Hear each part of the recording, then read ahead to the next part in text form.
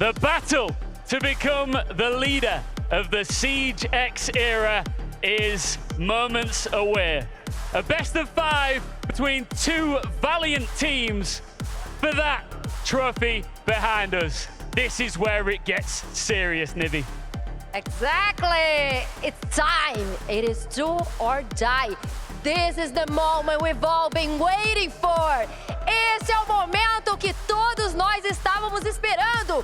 Hora da grande final. Faz muito barulho, galera! But before then... They're ready. Yeah, I think they are ready. But before that, I have a gift for you. A gift? Wait a moment.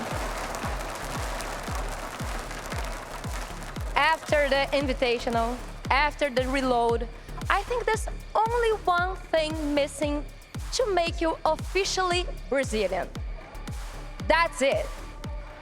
That's it. Here's your CPF. Toma aqui o seu CPF, Ian. But let me explain. Now you are not Ian anymore. Now you are Ian. Ian. You are not Chambers. You are Ian Chambers. Ian Chambers da Silva. Because da Silva is a Brazilian last name. It is so normal here in Brazil. Ian Chambers da Silva, te amo Brasil. I am Brazilian. Woo! Do you like Okay. it? Do you like it? I love it. Thank you so much. Now you can pay taxes. Agora ele pode pagar impostos. All right, thank you so much. But right now it is time to get right back to business and get serious. Let's bring out our grand finalists. Now they are the first ever APAC team to make it to a Siege Grand Final. Talk about a flex. It's CAG OSAKA!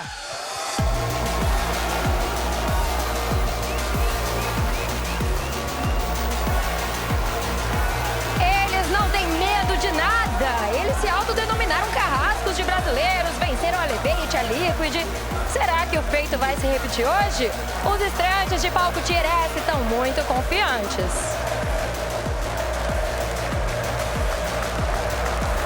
E depois de 3 títulos mundiais e de vestir o manto furioso, o céu é o limite.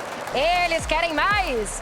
Querem receber o primeiro troféu da história do Siege X e da Pantera. São eles, Furia!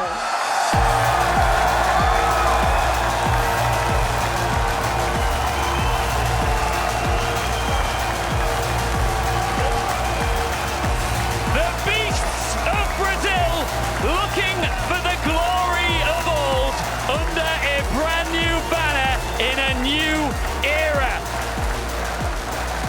They've done it all, but now they want to do it wearing the Furia badge.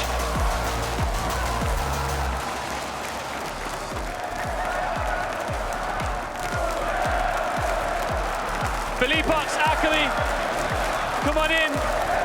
The rest of you get set up for our grand final. Philippox, Akali, these two are amped up and they are ready. And you actually had some words for these guys yesterday after you won. You are confident not only that you will beat them, but you'll do it with tremendous support after who they knocked out of the tournament a while ago. Yeah, we're getting our revenge from the SI. E com essa torcida maravilhosa tá com nós aí, vamos amassar esses japoneses aí, vamos pra cima. Bom demais! After beating Elevate, Liquid, and also wild card with the Brazilian Dash, do you think you guys became pros at defeating Brazilians? Oh, definitely. Yeah. And They next. oh, definitely. Eles disseram que se tornaram prós em derrotar brasileiros. Vamos ver. Philippox, this means a lot to you because I know that you did a lot under a different organization. But this is your first chance now to truly do it big for Furia, and you're not going to let that go. Yeah, I've said it many times, we want so much to give a Furia championship, and now is the time we are going to get it today.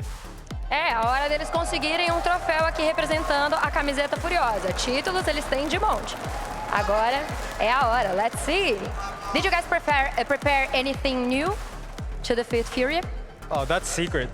Okay, it's a secret.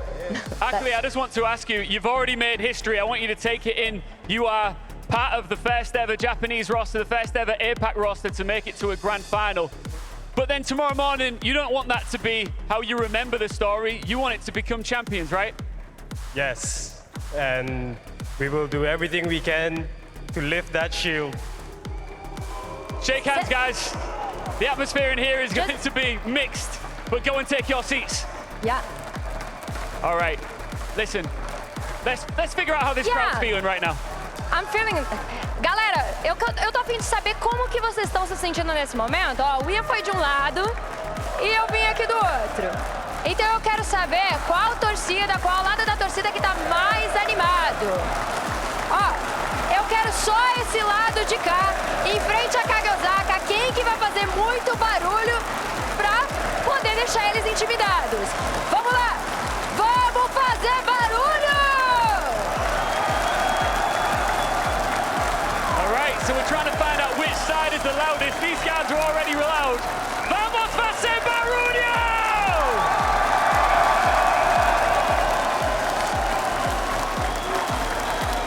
Agora deixa eu tentar só esse lado de cá. Só esse que tá em frente a mim aqui.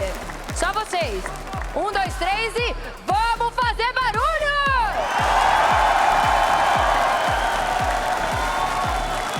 Agora só o outro lado. One more final time from this side before we get into it. Vamos fazer barulho! They're ready. It's time to crown the first champions of a new era, and I couldn't be more happy to be bringing it to you guys with two of my favorite people in the world, Pengu and Fresh. Pengu, how does it feel to be back in Brazil for another grand final? It's always exciting, very loud crowd, very passionate. Of course, the expected, finalist of Furia against the very unexpected CAG. It's the David versus Goliath. It's exactly what you want to see in the final. Obviously, Furia in front of their home crowd. Yeah. It's a very loud crowd. It's a very impressive crowd to get in the faces of CAG, but they're more than happy to play into it. You're seeing Aniton out there when he's walking out, flexing his muscles. They are not bothered whatsoever that this crowd is going to be hostile. No. I spoke to the players of CAG after their win yesterday, and I said, guys, tomorrow, just like they asked me for advice. I was like, don't worry about the crowd. Don't worry about your opponent. Just go out there and have fun. You've beaten expectations. You've gotten so far already. And I think it's their mentality getting to the finals that will also win in the grand finals if they can get all the distance. Just have fun. Yeah. Believe in yourself. And these CAG players, I mean, two of them have been on this roster for 7 years. Since 2018, they've played at 7 majors, 4-6 invitationals, and never once even made it to the main stage. Nice. And here they are, the first ever APAC team, the first Japanese team to make it to a grand final. But what an opponent they have. The comeback kings, the top of Brazil, it's Furia. And the last time they played a grand final here in Brazil, they rose the hammer. Now it's time to see in a new dawn for Rainbow Six which team will come ahead. It's Japan versus Brazil. It's CAG versus Furia here in Rio de Janeiro.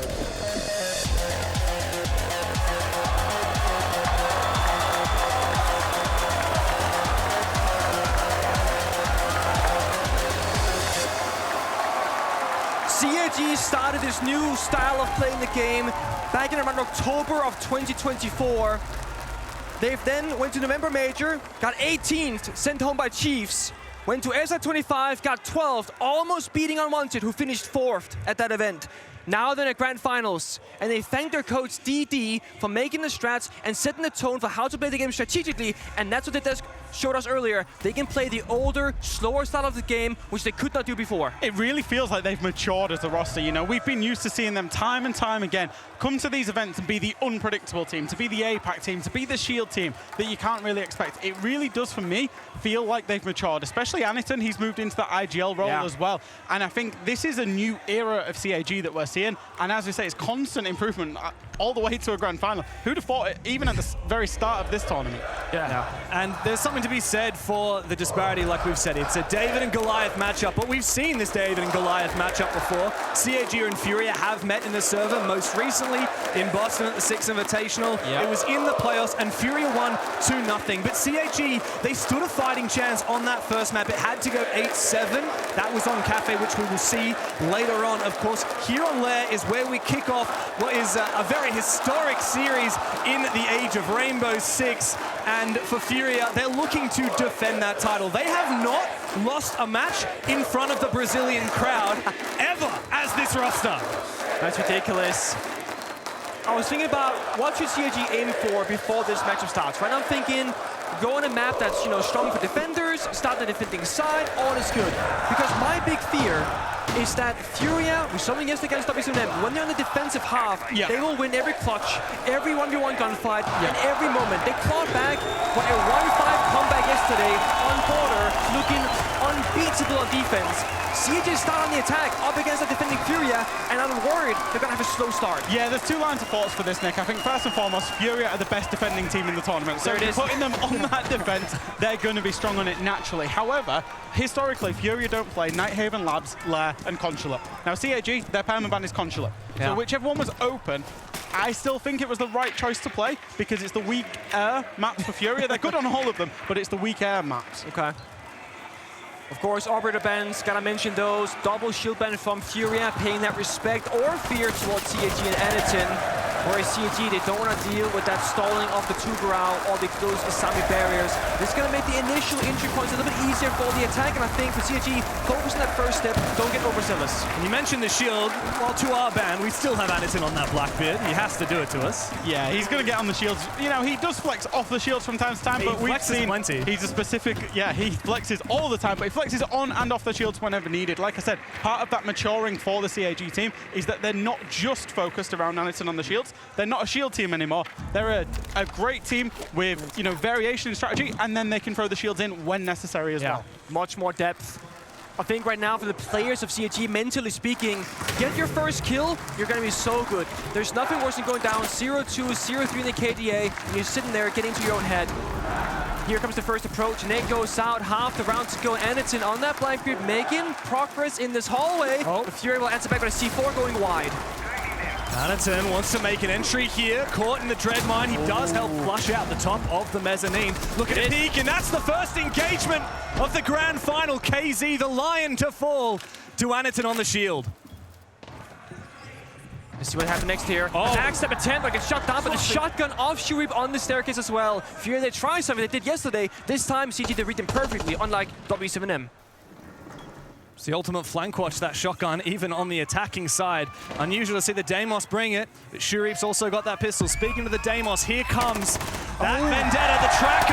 Anakin falls, but Blackray quickly to trade his long-term teammate, leaving Furia with just Philippox and JV. That's a great refrag. They now have the Deimos below. They can get tracks on both of the remaining defenders, and they can breach this wall, but Philippox is playing close to it in that rat position. The corner, this is dangerous. If they hear him, if they find him, if they don't, Injure comes out, he's stuck in the corner now. Shotgun out, can he get it, James? Oh, he's trapped, but it doesn't matter! Philippox cornered, and he still comes up with 2 big kills, shotgun in hand. Oh, and they're looking for something, but CAG find nothing! 1v1. 1v1 for Arcully! JV waiting on the other side, his position not clearly known! The swing, and Furia to kick us off! Classic Furia defensive round fresh. Yeah. A good old forward to start things off. Yeah, that's just what it's like playing against Fury. You can play as well as you can. You can refrag each other out. You can have all of the information. They can still make the big plays. Philippox gets 2. JV finishes it off. And I will say, for the most part, I thought CAG actually did well inside of that round. Maybe their one key problem was not being able to breach after they'd taken that ops hallway. It took them a long time. The Deimos below. They finally get the breach way too late, and it allows Philippox to get that position and make that play. Yeah, the thing that really bothered me is that they got the breach, they had a fair bit of time within that 4 versus 2, and I wouldn't say they misplayed, because they weren't pushing inside that bomb side door. It was just they assumed that there was going to be nobody tucked in that corner by the breach, and they're just not really paying attention. They didn't drone it, didn't go for that second track on the Deimos either, and that very small mistake, well, it cost you the entire round, unfortunately. Bomber. When you corner a player like Felipox and he's got that shotgun, he knows exactly how to play it. CAG, they had the right idea for that whole round. Yep. But Furia, we know what they like to do. They like to play aggressively. They are some of the most individually talented players in the world. Best fraggers, they know how to come back from a 2v4. How does that feel, Nick, when you're in the server? You know, obviously first round of a grand final, you want to start it off so well. CAG, they got that start so well, and they should have converted it, but lost to a clutch. That's what I was saying earlier, like, if every player can get, like, a kill in the first round or two, that's, like, the individual side of, oh, I got my kill, I'm not gonna drop a donut. That's the first kind of mental hurdle to overcome. If you lose a round that you technically should have won, it comes down to the leadership of that team. So guys, we won that round, despite the scoreline being 0-1. We do that again in the future, we check that corner, we're completely fine. Because, again, it's the first round of a best of 5. You can lose a round, hell, you can lose a map. It's about the longevity right now, staying mentally in it, and we know CAG, they can have fun on the server. I believe, based on yesterday's game, they're not gonna mental boom this. It's not gonna be their problem. I don't see that happening. I think the fact that there's just no pressure on this for CAG, everybody expects this to be a washout from Furia, a 3-0. People are saying maybe we'll get a 3-1, and that means there's no pressure on CAG, and perhaps that will be to their advantage. We don't want them to be feeling pressure. We want them to be playing that underdog story, but in a stadium like this, with a crowd like this, I'm sure you guys watching along from back home can hear it. We can feel it. Yeah. So can the players, of course, sitting there. And they want that trophy, they said it. Our cultist said, we want that shield, and we'll do anything, or everything rather, we can to lift it. I saw a great tweet on the timeline. I can't remember who put it up, but they tweeted, of course the trophy is a shield. CAG in the grand final. What's this? A bit of a run out. Chibisu to fall. Very aggressive from KZ. Anderton, though, elsewhere, makes up for last round, punishing JV. Not a player you want to keep alive in the late round, JV. I like this. Furia, they love to toy with their opponents when they're on the attacking side. They recognize CAG, they want to execute, they want to have their right, the 5 different attackers allowed to do the different things. If we can go for a 1-for-1 trade and disrupt their ultimate plan, they're going to have to go to plan Bs, plan Cs, and start flexing and adapting inside the server. Something that now Furia is saying, we're going to strategically challenge CAG now on their problem-solving skills. CAG have still got to clear out this mid-floor roam, and I think that's one of their big problems. It's a minute 13 to the round. You've still got Hertz playing up there on the top floor. Will get that kill with the SMG still 11. Felipox is up there with him as well. Dangerous. Very dangerous. Do they have more in them, though? They kind of have to fight this back. Again, you said it, Jack, they have to fight for map control. Yeah. Furia, they're not surrendering. We're seeing 2 different silhouettes on 2 different floors of looking for a fight. They want more. Hertz trapped here with a player outside, a player peeking him, but Hertz wins his 1v1. So well baited. CAG, in theory, did everything right, but Hertz, he knows exactly where they're going to come from. His game sense is on point, and he's got the mechanics to back it up. Surprised BlackRay's not gone in there and challenged him and at least tried to get the refrag, although you feel with the way Hertz is playing, probably wouldn't go well for him. Him and Anderton are going to have to try and force fight, try and get this man disadvantage back. Lost the vert though, and now we see again the shotgun of Hertz getting more and more value in this round. Fire popping Fury downstairs, isolating CAG, locking them outside. Now BlackRay on just a single point of HP left. Furia, they're gonna play their corners and have those crossfires established. KZ's got that pistol out. BlackRay takes him down. Felipox though, he's got the back door on lock. All up to Anderton now in the 1 versus 2. 20 seconds to play around. There is a vert angle looking down on his position. It's Hertz. He does have to rotate off now, essentially a 1v1 on site, unless if Anderton exposes himself to this angle. He sneaks on through, shield away, goes for a plant. Felipox is there, knows exactly where his opponent is. An easy shot for the Brazilian, and another round for Furia. Absolutely love that round from Furia, by the way. Yeah. I love to compare and contrast Hertz and KZ. And KZ, he was out there playing the Scopos. He gets Deimos tracked, he's out there on the roam. The smart thing to do, as Cyclops take their time out within round 2, by the way, the smart thing to do was to rotate back down using that Scopos shield. He did that. Yeah. What did Hertz do? He did the dumb thing, and he stayed and he fought it out, and it managed to win them the round. That's what makes Furia so unpredictable, because you don't know if they're going to do the really, really smart thing or the really, really dumb thing. And they're so good at both. It's not like they have, they're really good at the smart stuff or really good at dumb stuff, so to speak. They are excellent all the way across. I like this timeout personally. I feel like this is a good opportunity to say, guys, this is what we're playing for. And like a little bit nervous, or the comments a little bit, weird or whatever, or not really getting into the game itself right now. I wanted to see a more clear plan from CAG.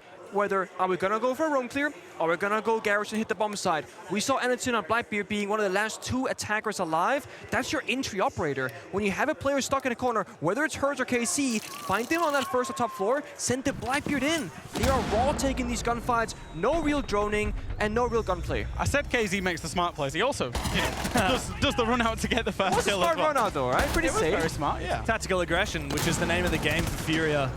The CAG now, after that tactical timeout, they knew pretty much what bomb site they were going to be attacking up next. Top floor is locked, bottom floor is locked. It's time to go to one of those first floor bomb sites, which can be very fickle occurrences. There's a lot of map that you've got to deal with, being vert-centric on those bomb sites. You've got to take that top floor. CAG have had a couple of minutes now to discuss how they're going to deal with that. Fresh, how do you feel about the tertiary bomb sites? Because our experience from Lair, it's in ranked, let's be honest, right? It is. And I feel like we try and play both, but we tend to play one a lot more than the other. Yeah, the Bunks and Briefing site is probably, I would say, the better of the two. I will say the difference between ranked and pro play is massive, because when we try and do it in ranked, Nick, it's me and you trying to shotgun out every bit of the top floor, and somebody walks in on us. When it's pro plays, they bring a lot more shotgun, they have more setup. It reminds me very similarly of how, like, for example, on Consulate, the split bomb site and the piano bomb site get played in the pro play. Ranked, completely different story. Actually, 5 shotguns on the setup right now. Yeah, exactly. You need them because you need to get all of the vertical lines of sight, because obviously the way that the defenders tend to hold the Bunks Briefing bomb site, they hold it from above. They want the attackers to do a direct take. You know, we see the thermite charge going off. You want them to do something direct and then kill them as they're planting. You forfeit the bomb site, but you control the verticality above it. It's also why I believe CAG, they have pre-picked both the Dokkaebi and the Brava right now, because one of those big information-getting operators on a vertical bomb site can be a Maestro / bulletproof cameras, which they can easily bring. And Furia likely they're hiding operators in the drone phase, so Akoli he just pre-fires Brava just in case. Even if they don't have the Maestro, you can still use them as regular drone info right now. Look at that barbed wire. I love those positions with the barbed wire out there on the top floor. You'll play a shotgun, close contact, 1 barbed wire near the green stairs, 1 barbed wire near the external entrance, and you play close contact with the shotgun. Usually a smoke, can be a mute, could even be a Jaeger shotgun for what it's worth. But we've seen that earlier in this tournament. Not right now though. Furia, going back to information game, they don't have a ton of it. If CG can Dokkaebi call, maybe find an angle into the bomb side, or just like this, go in basement, look up a staircase, go for a backstab.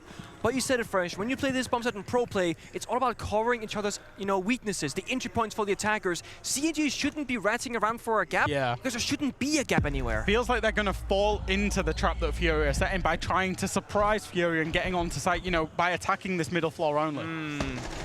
Baiting for a kill is the game for CAG at the moment, and it seems to work on out. Good breach on the site, and a little bit of poking and prodding does net CAG the advantage, but it is short-lived after Shurip elsewhere on that lurk was put to rest.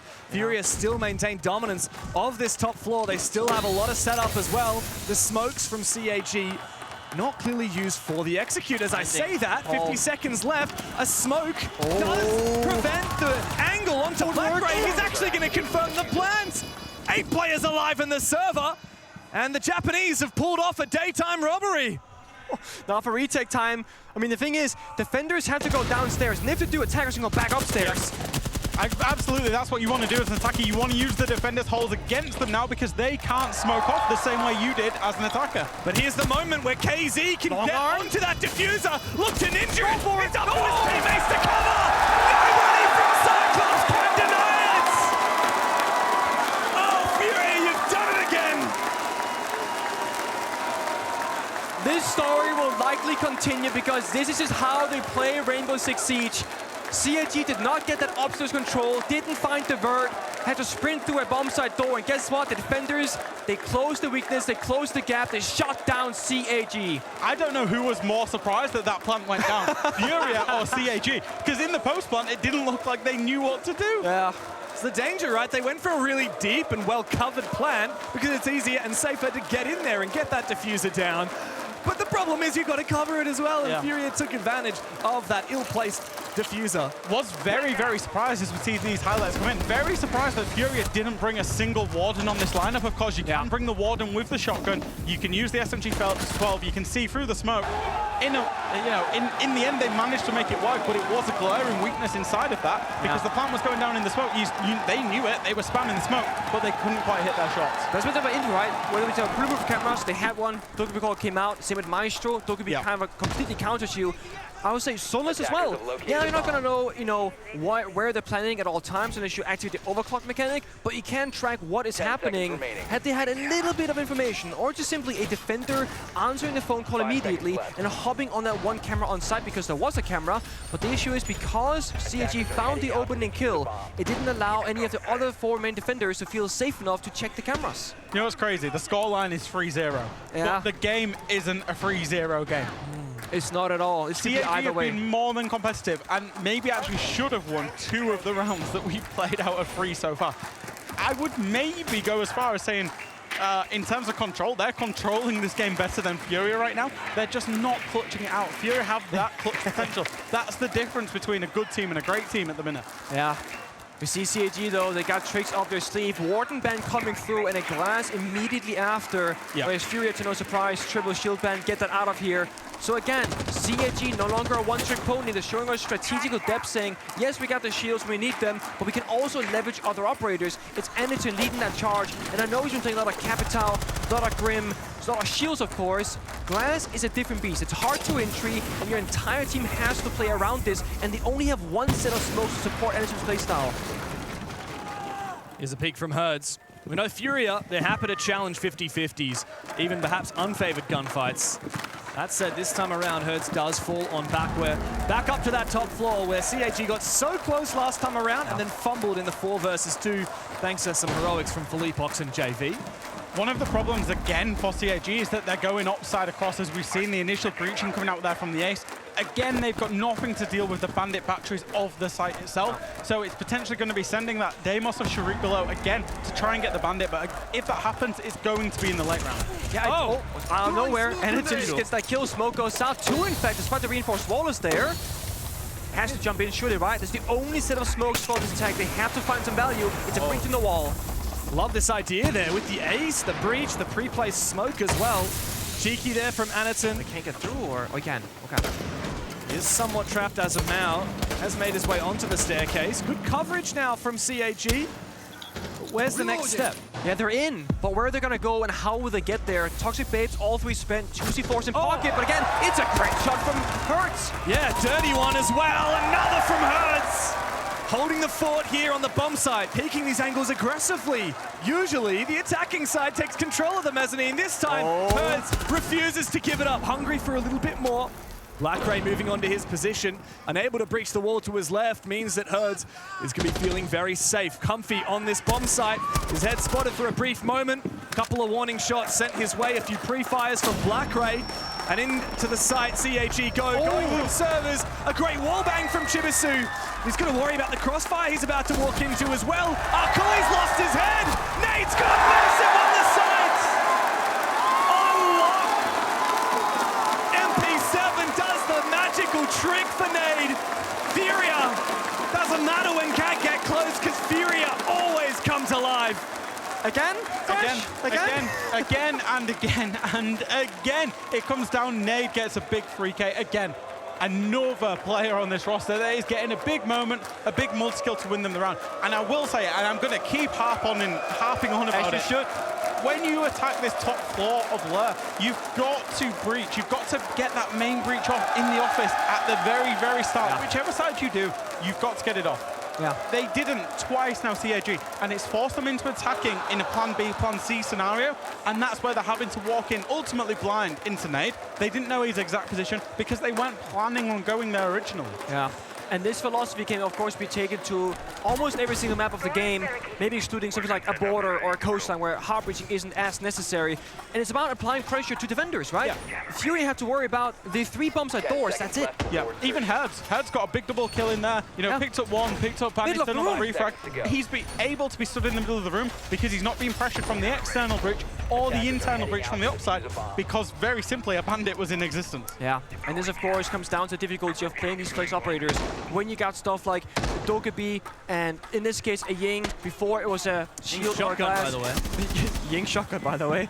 You are limiting yourself in the basics, right? Like getting the walls open up, etc. Yeah. But there's no excuse not to bring secondary MPs and at least go for an attempt. I feel like the attempt was missing. They were playing grenades, they were playing flashbangs when they could have brought EMPs.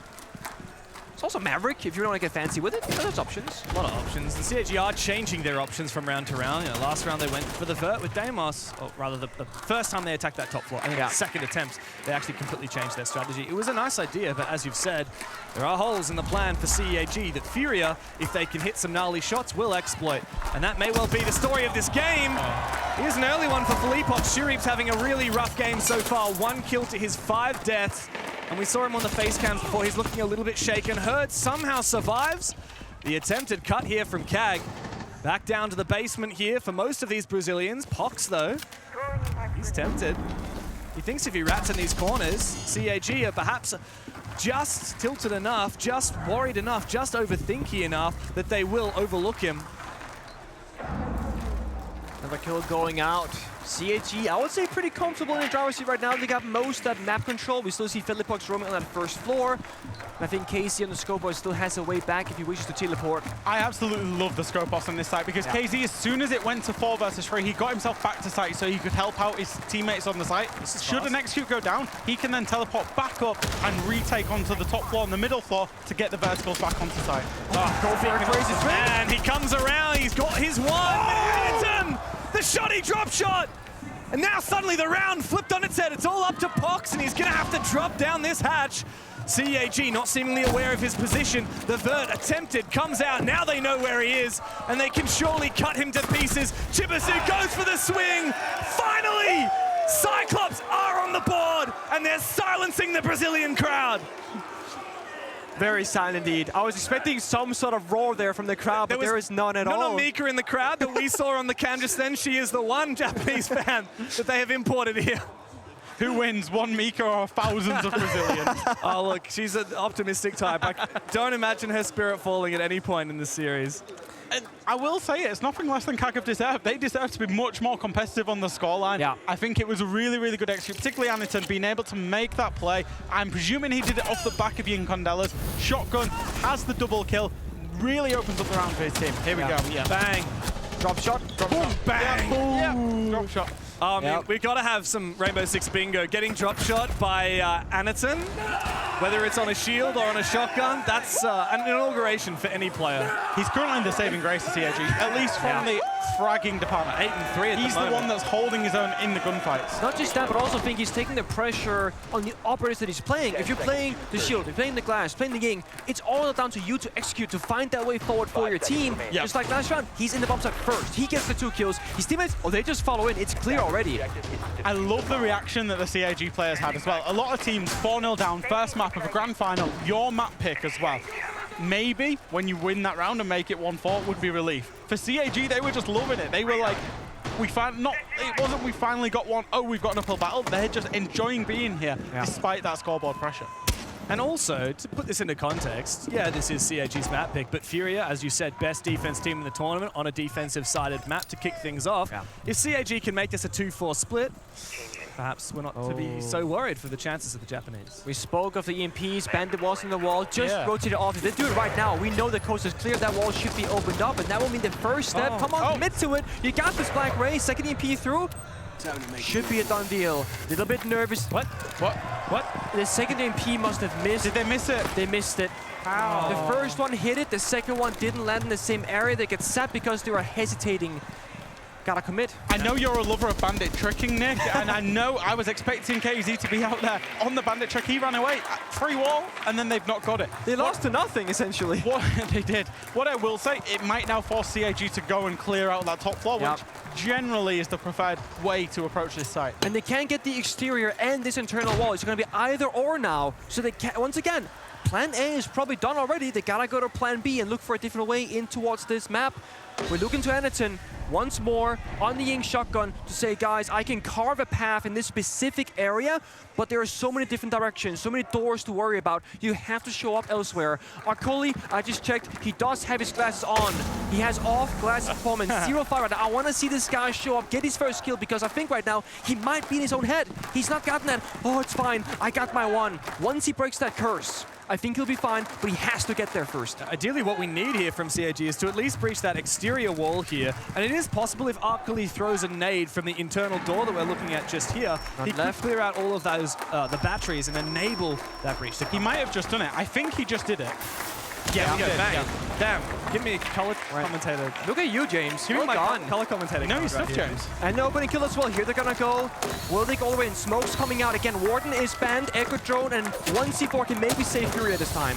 Well, let's see how this pans out. Is CAG going to commit to it? Black Ray forcing it down, but a spray through the smoke works out for Felipox. And now Jibisu is forced to go in deep. Out comes the bearing, he spots his player. And now the side is his to behold, but he's going to worry about these vertical angles. Can he force down a plant? In a 4v2 now for CAG, but we've been here before, getting spotted. Another bit of Urk comes out. Hertz and JV need to be pressured right now, so they can't afford to look down through the vert. The flashbang comes through at the perfect moment. Anaton, he's up with the shotty again. Now it's all up to Hertz, but right around that corner, guess who's waiting for him? It's time for another flex from Anaton. He rounds it, and he puts him down. CAG have made it back. It's par for the course, baby. That was such a good round. So well played by CAG. They realized their mistake. They realized that they needed that breach open if they were going to attack this bomb site at all. Took them a while to get it open. They got it open. And then the clutch factor of Anaton to throw a Ying Candela up there on the top floor and then push in as Ying, as his teammates are getting the plants down. Because what happens there if you're a defender?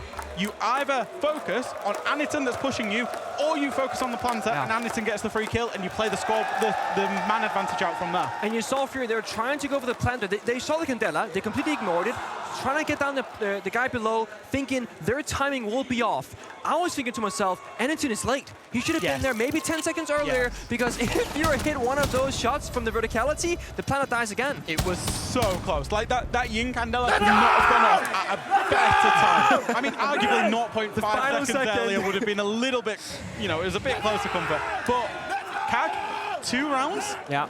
Arguably could have been, maybe should have been 4 rounds. Yeah. That's not too bad. They'll feel settled into this now. Statistically speaking, 2 for half on layer, especially when you're the underdog, is a great place to be, is at least in my mind. I will say, CAG Osaka, in terms of attack, they've been significantly better this tournament. Okay. Before this game, 51% attack win rate. Got them 4th out of all 20 teams at reload, which is absolutely excellent. That's incredible. They're moving on to their defense. Not too good. They are in the bottom 10 teams for defense at only a 51% defense win rate, which is not particularly good. Furia, on the other hand, 68% defense win rate. So it's a big variation. Well, the thing is, okay, what's Furia's attacking win rate then? Just for the contrast of like attacking. 52%. Okay, so interesting. So Furia is that much better on defense. Yeah, absolutely. And I think Furia straight away, they've gone with the Bandit Cade ban. They've realized the value of breaching onto this map. They want to get rid of it. Get rid of absolutely everything that CAG can do to deny those walls. The only thing really they can play is a mute or maybe play for those impact tracks. And on the flip side, CAG, they've targeted individual nerfs to them, right? The Dogebi calls to make their phone screen, to force them off the camera, utility, and of course Deimos, so they can't just go downstairs, go for a track and pick her apart one by one, because later on, Furia can just go for a mute ban as a final one. That's triple wall deny, plus that Deimos gets really opened up, same with Dogebi. So I think they're both playing long-term, like, okay, how do we want to start off the orbital ban phase, but how can we leverage those bans to make that third ban even better or more flexible later on? And at this juncture in the round, the player that I really want to focus on for Furia is KZ here, droning himself down below. I'm sure he would have loved to pick that Deimos, but in its absence, the Buck will do just fine at creating vertical dominance here against CAG, denying any players from below and making sure that Furia have good crossfires, both from below and directly onto these players on the side, hunting them one by one. I love this. We're seeing Capital downstairs helping Bok. And the reason for this is Bok is the first step. Do the vert, get the breach, then you work from there. You know, get rid of those like key positions on the bomb side. Capital is needed later on for the bomb plant attempt or the bomb set execute. But so many teams, they'll send down Bok downstairs to get the first step done. Without support, he dies to a flank. Furia, yes, it's a slow round for them, but it's because they're playing this perfectly and nice and slow, trying to go for that 5v5 execute. And just very quickly on the Capital now, of course his Capital bots now do get taken by Jaeger ADSs in play. Black Ray will be playing on that Jaeger. Keep in mind for the late round, we also have that Yokai in play. Keep that in the back of your mind. Thing is, there's not much outside of that. Yes, you got Toxic Babes, and honestly, I'm gonna take that back. There is a lot left. With the timer ticking low, those smokes will get higher and higher value. I feel like Furia, the Buck downstairs or a great fire arrow has to make or break this round. If not, then at least it comes down to excellent gunplay from Furia and brute forcing gunfights.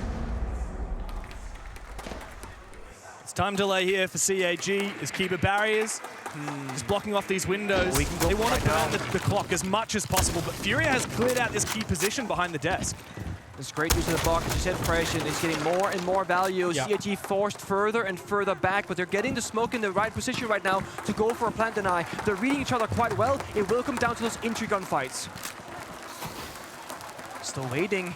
Wall comes out, smokes the counter. 5v5, 24. Yokai drone is ready for it. This could be a time round. With no pick here for Furia, how on earth are they going to make this work? The Yokais both have snuck into sight here, and they're both in position. Shuri also through the vert. He finds the kill on a KZ down below. Will these light walls be enough to enable the plant? No, they won't. Not with the Yokai up. But there's 4 seconds left to play, and Anaton has another Yokai. It comes on through, and every player from Furia will fall. Furia far too slow on their attack, and CAG will lap up that first defense. This is one of those mature rounds that I'd like to mention for CAG. Previous CAGs of old would not have played into the time as the win condition as perfectly as CAG just did. They knew what Furia was setting up for. They kept themselves alive. They stayed out of line of sight of the book. They allowed KZ below to basically chase the ghosts. Snuck the echo cams in, snuck the Yokai drones in, perfectly timed smokes, and ultimately, as the plant was going on, they were already in a 5 versus 3, and then threw enough bodies that they can just keep forcing it through until they win the round. They did it flawlessly. They also did in tunnel vision. I saw Echo right before the plant was going down. He was flaking one of the other cameras in the hallway. He saw a backstep was coming, made the call, and then we saw a player, I forget which one from CAG, turn their attention from the bomb site plant to the flank instead and shut that down. It goes to show as well the impact of that Dokkaebi ban. It wasn't just, oh, let's get rid of a fragger, let's get rid of a roam clear. It's actually, let's get rid of the counter to how we want to play, which is using that Yokai, which is using those cameras to watch for those backstabs that Furia love too much. It was kind of funny for Furia, because they must have been droning the bomb site. They must have been booking below the bomb site. Like, where are these guys? Can we just go for this? And then they still took an age to do it from there. I mean, the CAG of all would have been running, peeking people. Not realizing that, as you said before, Jack, the win condition was the timer and man advantage. So as long as CAG don't give up players, they don't need to get kills. They got the time on their side. They've got that 6th player. And at the moment, it looks like feeling pressure, James. In the technical pause, Akali is getting a little bit of a back rub and having a banana. So I was just in the top-down view that we have here as commentators, and like what happened during the plant attempt. The Toxic Babe went out in the middle of the bomb site, kind of shrouding the line of sight and stopping the entries, and that's pretty much what gave CAG enough space to walk in past the Bok vert host. Bok was already past deep the first line of sight. They sprint past him. The rest is history. CAG, you said earlier, Jackie boy, they are only 1 round behind now, 3-4, but they could very much have been ahead 2, maybe 3 rounds at this point had those clutches not gone against them. That's incredible just to think about. Yeah, especially considering, you know, where we are. And I think CAG, they're coming into this big underdogs, don't get me wrong. Even still. Okay. Gold. Black ice. Come on, get it, guys.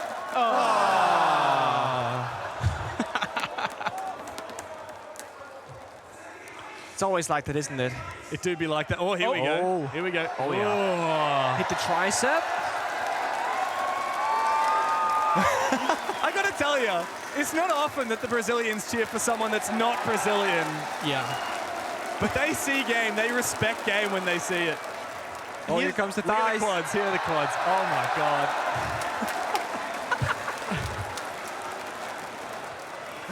I'm surprised the jersey's staying on, to be honest. At the moment, I was just about to say this. Have you seen CAG in the gym at the hotel? No, I've been in the gym 2 or 3 times, particularly with Anaton.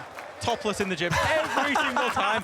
He's on the bar doing pull-ups, just overlooking the mountains in Rio de Janeiro, loving life. He's earned it, to be fair. Yeah. He's rocking it well. Dude's counting his macros, that's for sure. Oh, we're gonna go again. All right. Round number 2. Come on, Let's see. don't disappoint us. Ooh, black eyes. Black eyes. Black eyes. Oh, it's a bait! It's a bait! Not quite what we're looking for. Looked like it for a second.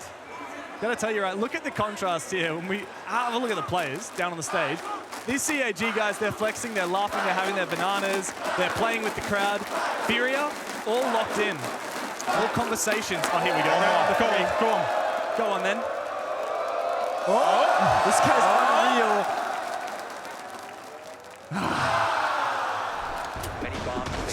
And I gotta say, I know there's been talks about the Mickey Mouse event and who cares and who doesn't care and who's really putting all into it.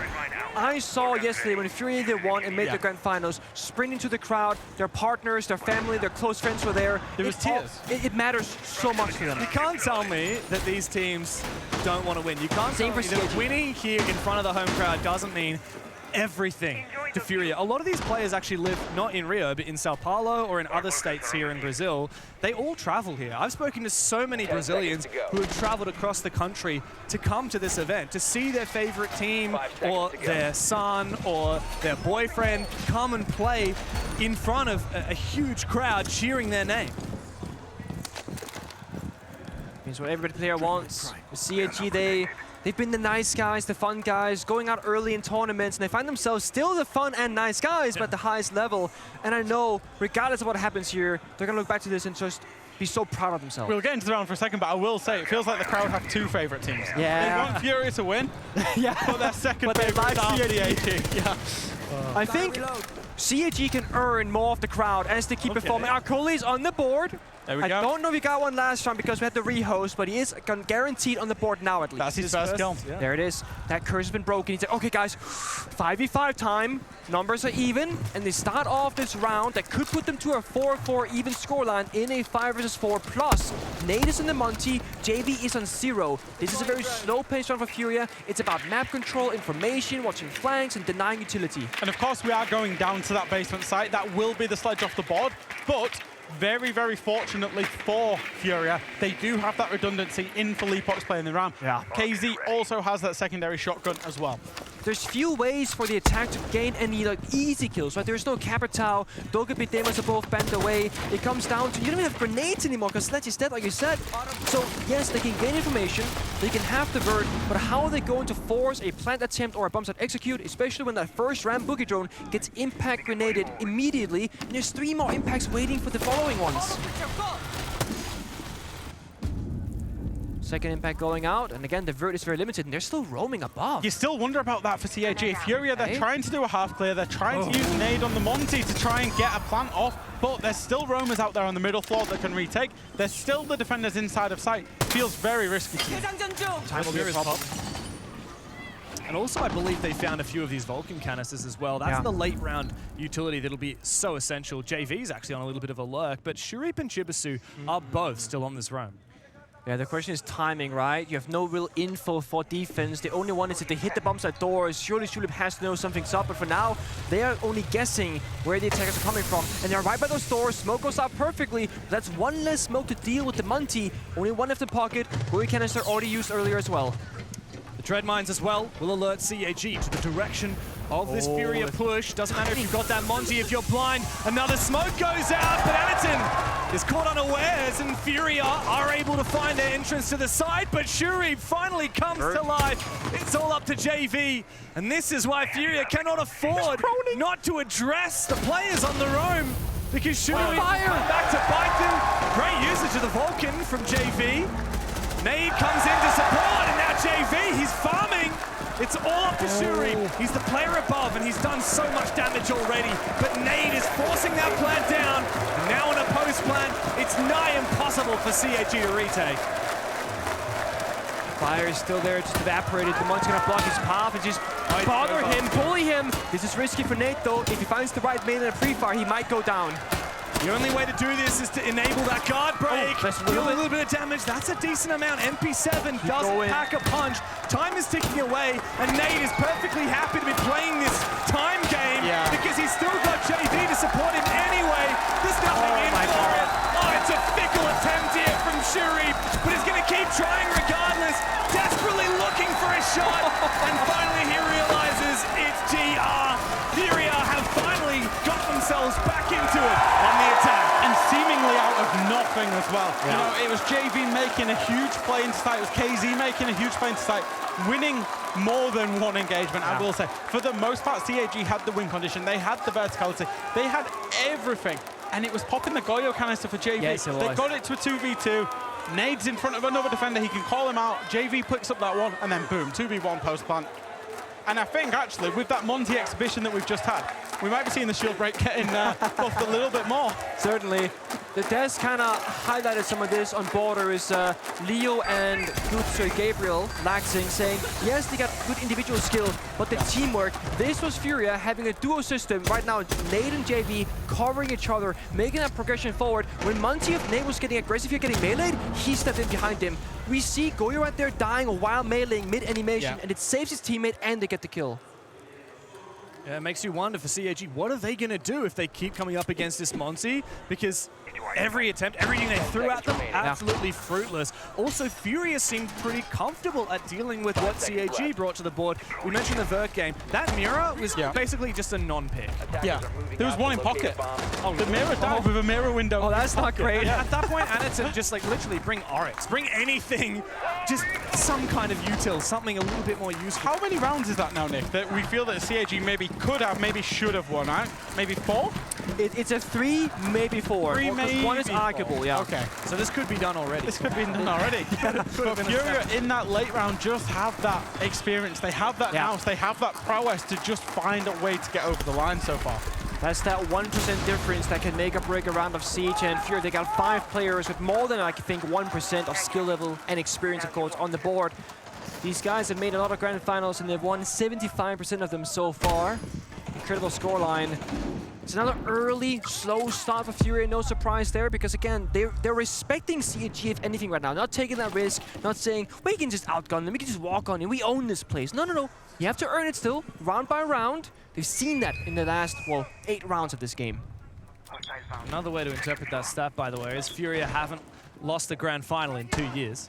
That's also pretty insane. And as this 5 never lost a grand final, because of course the one they lost, Julio was playing on the roster. Of course, wow. Great usage of impacts, teamwork together, Shuri to take down that Blackbeard of Herds.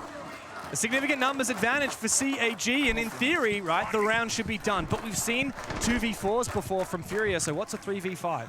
Gotta hold on. Don't expose yourself to those gunfights! You have the verticality, you have the bomb site. If you're the anchor downstairs, just hide, pick a nice comfy corners, and have your teammates play around you. This can still fall apart for CAG. It's a tough one for Anaton, because you don't want to inhibit him. You don't want him to not make the aggressive plays, because he's the one who's been fragging. But then when it's a 5 versus 3, you do want to inhibit him, because you want to just win the round out.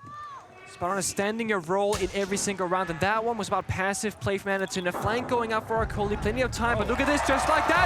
Fury, they're back in the reins. CAG need to stay on top of this round. Arcoli's going for, oh my god! Everybody else has been accounted for by Furia! Arcoli needs to come through with a big one, but he's put down before he can get back to sight. Furia, map point before you know it. You give them an inch and they take a goddamn mile. You cannot let them ever have a sniff of winning a round, because they will find a way. That round, unlike the others, might be more of a tilter, because there are so many ways to win that round by simply doing nothing. You're on the defense, you got so many different conditions. Verticality, crossfires, numbers advantage, information. They had no good options to brute force anything. We didn't see a Monty and a Capitan, a Grim and a Demos, like fancy stuff from Furia. They just walked in like they owned the place. They just won gunfights. I was kind of just wondering, what do CAG ban away here? The immediately obvious answer, I think, was the Montaigne. It allows them to play some of the bomb sites a little bit more effectively. Of course, the information provided by Nade when they were all the way down in labs in the basement were able, it was able to win Fury the round. So I'm not surprised to take that one away. Oh, yeah, tough call. That last round, though, was a bit scary. I mean, again, another round where there was such a significant lead for CAG, and it slipped away. We've had, what, 2 2v4s and a 3v5 now? We've had a lot of moments where you think, yeah, it should be over. And you even said it, the round should technically be over. And I think in a lot of matchups, it does follow that term. You kind of know when things are done and dusted, when things can keep up. You never know with these guys. And the same thing can be said for CAG. Yesterday, in their final round to qualify for the grand finals on border, they were up 6-3. And they do like a full bomb set rush that doesn't work half the time, if not more often half the time. They did it flawlessly. You never know what these guys will do and how well they will do it. Amazing illustration by the guys down on the on that one in the pre-game, I will say. Can I just point out something I've seen teased out here by Furia? What's that? Well, we know it and we love it. CAG like to bring the Ying, they like to bring the shotgun, but did you know that KZ is partial to it as well? I do now. Nade, you bend them onto where you play the Blitz instead as well. Shotgun. I mean, APAC, they're the founders of being shotgun. It would be one way to take them out in the first map by using it against them. Now, Furia, for the first time, are playing for a very fast, or aggressive at least, execute style. It's about the smokes are gonna come out, the glass, the Ying, the Blitz will lead the way forward. They need to get the opening kills. The way to win this round, if you're CAG, you need to shut down that push and win that first initial gunfight. Just cheeky. Oof. Cheeky bait there. KZ with the pistol, no less. And in fairness, you wouldn't expect a player on the upside down rappel of that door. No. It's very, very rare that you would see that. Very clever, the timing here from Furia. Using the cover from KZ to make sure that Herds gets his Rotero drones safely in the building. Yeah, this is the thing, they're just prepping for the push. Clear the barbed wire in the right positions, get that first exterior wall inside of Ops room, and then when everyone's ready, they're just gonna send it all the way in. Oh, Herds actually might send it right now. He's just crossed on through. He does get punished here by Shuri. A very devilish position, and another 3v5. Early in the round here for CAG, but guess what? Nade's going deep. A C4 from Anaton. It's desperate times for Furia, and that calls for desperate measures. KZ with his shotgun tries to send it up, but CAG have read this perfectly. They're using their gas, they're using these keeper barriers to lock out these positions and make sure that Furia can't go right now, can't take advantage of the chaos. We're saying we don't want those gunfights. We're peeling back. It is catch that second last Candela. Last one point going out. You have 1 HP. Rotate's not quite good. Still can't get in. The flash is done and dusted now. Just gotta brute force the gunfight. There's no more flashbangs. Should be a done deal for CAG, but we've said that before. Low HP on KZ, but he's trying to bait at the moment for Philippox. It doesn't work out. An easy close and a flawless round for CAG. They're second of the match so far, and we can see Anaton. He says 2 more rounds. That's all we need, 2 more rounds.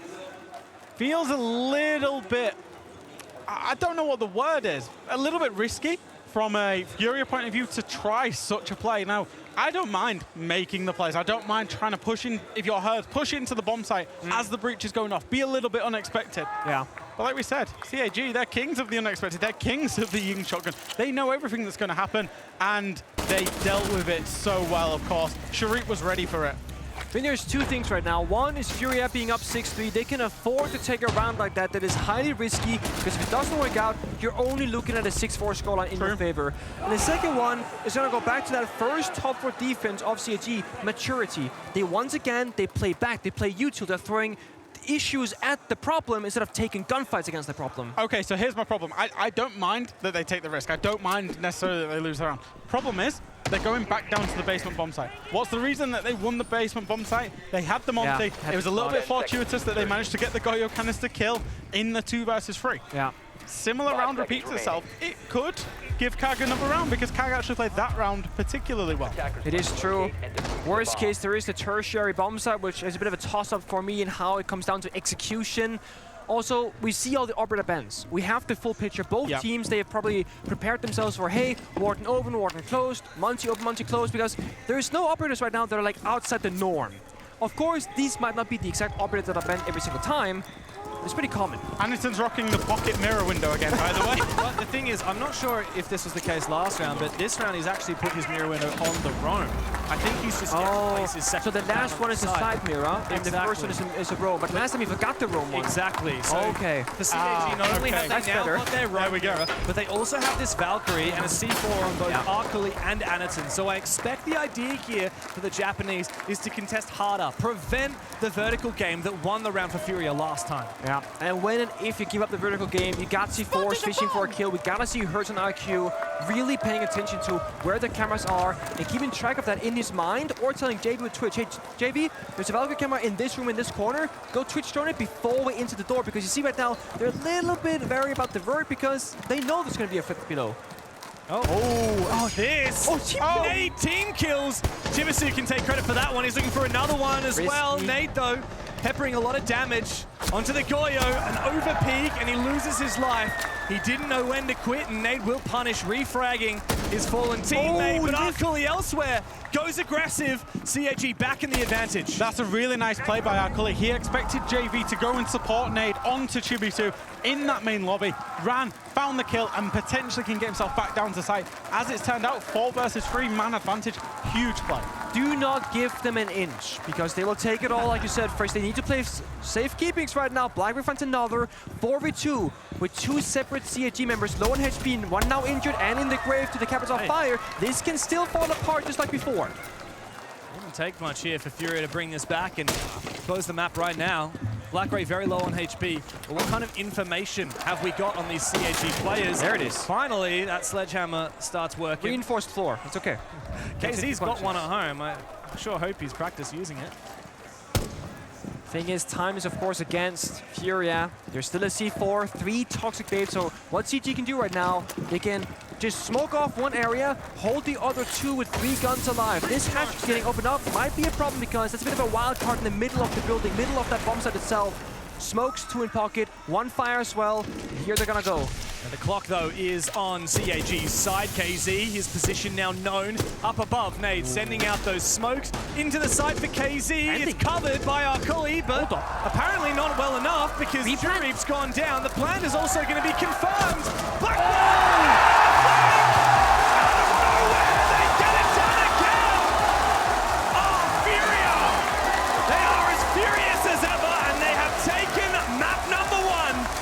From CAG. How do they keep finding a way to win the round in the late round? I will say, terrific use of the fire in that late round. Get the plant. Forced CAG to make a mistake by forcing the plant. CAG needed 3-2-1 onto the 2 attackers. They didn't. They were disjointed. And if you give them 1 versus 1s versus 1s, Furia are one of the best teams in the world at that. It's crazy because there are 3 defenders alive, only 1 with low HP. If that was a guy with full health that was fine, he could run through it. There's a guy with low health who could not run past. 1-0 up in the series for the Brazilians, but there's still a lot more grand final to go. Don't go anywhere.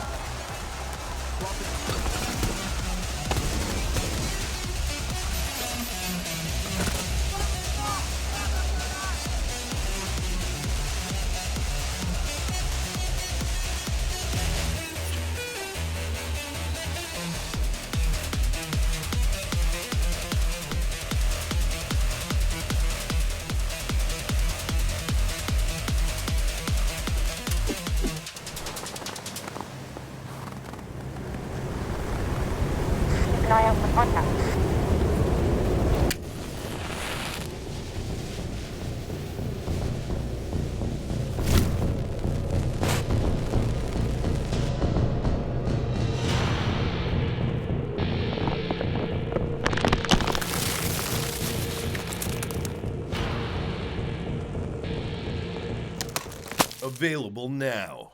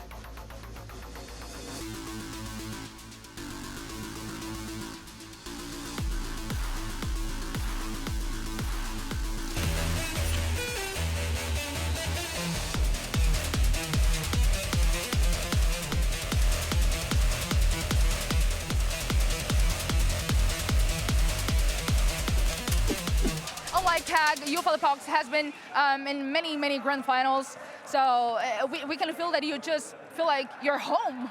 Yeah, final is a final. We are playing to win always, and we are feeling at home. Of course, we are at home. We have the crowd cheering for us. So yeah, let's get this title. That's your first grand final. I mean, that's a huge moment for you, for your region too. What are you feeling right now? Are you nervous? To be honest, I'm kind of a little bit nervous. Yeah, I think it's the pressure from the crowd, but I'm a slow starter, so map 2, map 3, I'll bounce back. No matter how tough you present, sometimes it gets the best of you. There's a lot of pressure on CAG, regardless of whether people expect them to win or not. They are putting pressure on themselves to perform here, and we saw it. There were opportunities. CAG had so many advantages. They slipped away. Yeah, it's always the same story with them. You look at the first 4 rounds, and in many scenarios, they have the man advantage and they give it up almost consistently. Yes, the nerves are here, but I'm in the shoes of CAG right now. Nobody expects them to beat Furia. There is no reason to be nervous. And if you look at this, you know, the first 4 rounds, they were not problem solving anything. Then we arrived to that round 8, and they're back in the race. They're back at problem solving. They're back at playing together. But yet, consistently, even in a man advantage situation, look at this. This was a 4v2, and still they lose these rounds.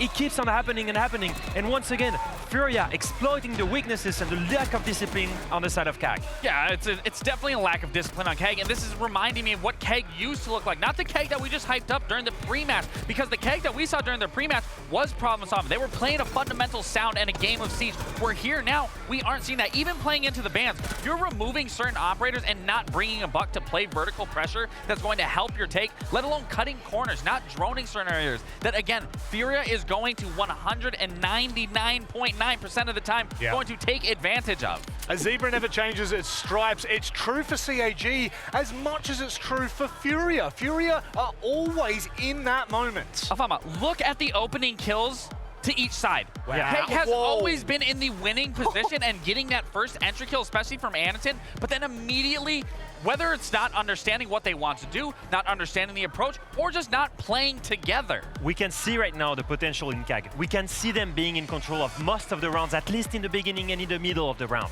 The real issue, and it keeps on happening, is the late round. Yep. They need to understand, let's stay close to each other, let's make a reset or a freeze call, and let's punish the aggression on the side of Furia by being together and trading. And that just doesn't happen right now. It needs to happen on Bank. It absolutely has to, because I'm telling you right now, CAG OSAKA, you can see the pressure is on. But we have Fox by the telly to break it down. Furia loves playing from a disadvantage. They weren't getting the opening kills, but strategically, they were always one step of the way. So we can easily break down their hold on this mid-floor site. They're holding top floor. So first things first, JV92 is locking anybody coming from study. KZ with the holes locks anybody from bathroom side. And the most important part is Herds and Felipox with the shotguns in the smoke to be able to lock down the green stairs outside area, making it so difficult to get in that CAG wasted 2 minutes trying to attempt to take top floor. CAG knows we're in a position that we need to make something happen. What do? They go for an amazing sight hit, right? They have Anakin and Blackray able to push in through the door. Chibisu death marking and being able to walk through the breach to push onto Nade. And the last player with the death mark on Nade pushes Nade all the way to Shurip, who's able to catch the beautiful kill. And CAG does a great job of understanding next step. We don't have top floor control. We need a plant in the smoke. They're luckily enough able to get that smoke off. They get the case down and they give up sight.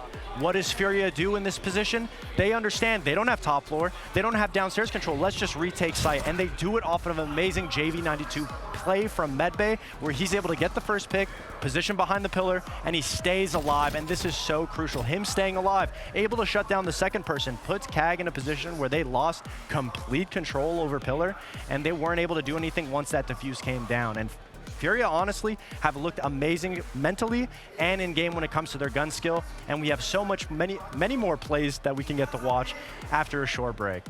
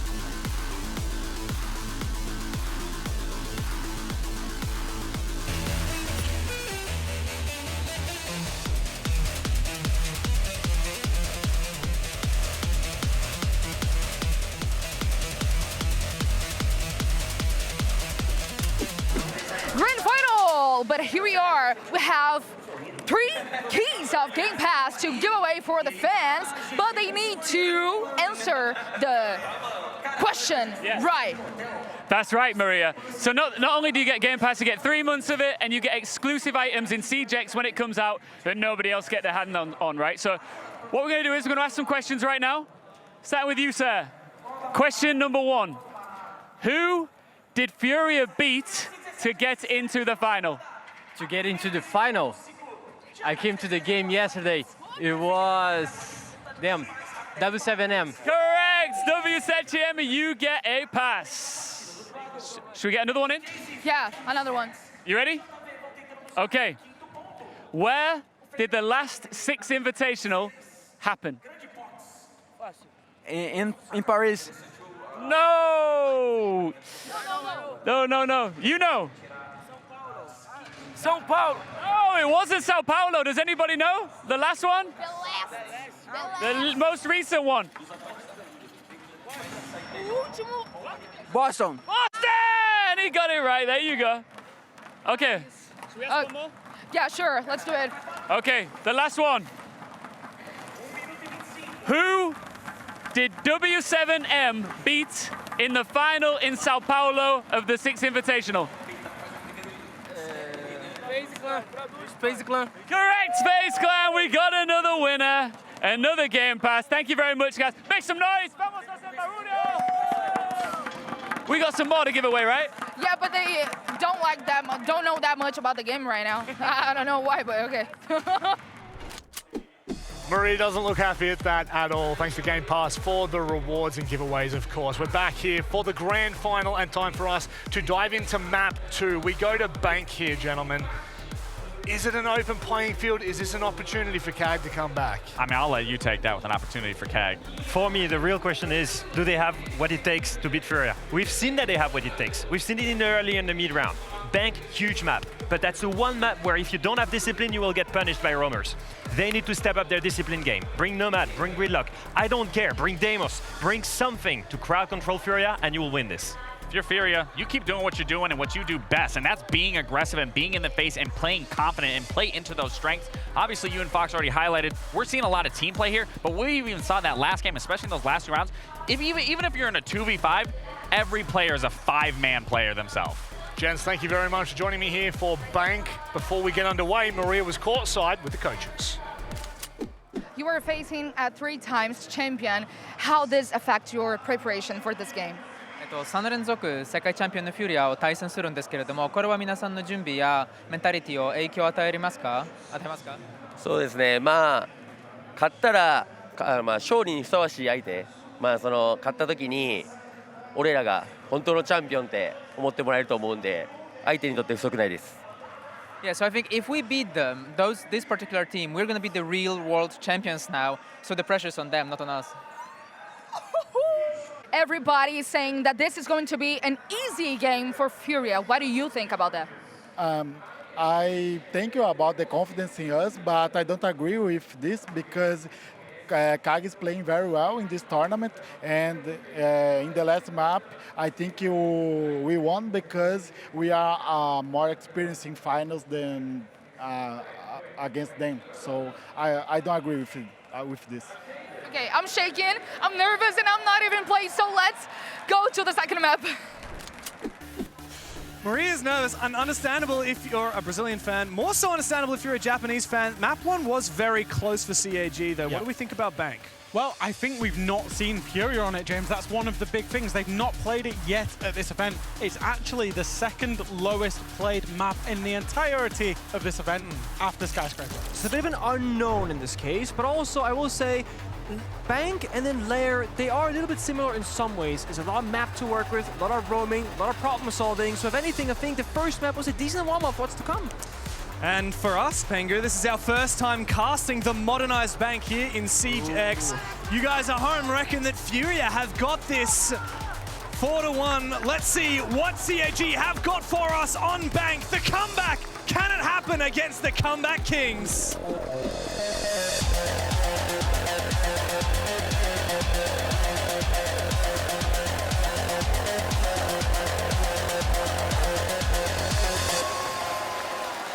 love that we're getting to hear from the players between maps during a series. Yeah. Arculi had a slow start, and we were kind of sitting there. He was 0-5 or 0-6 before he got his first kill. He sat down on stage with Maria.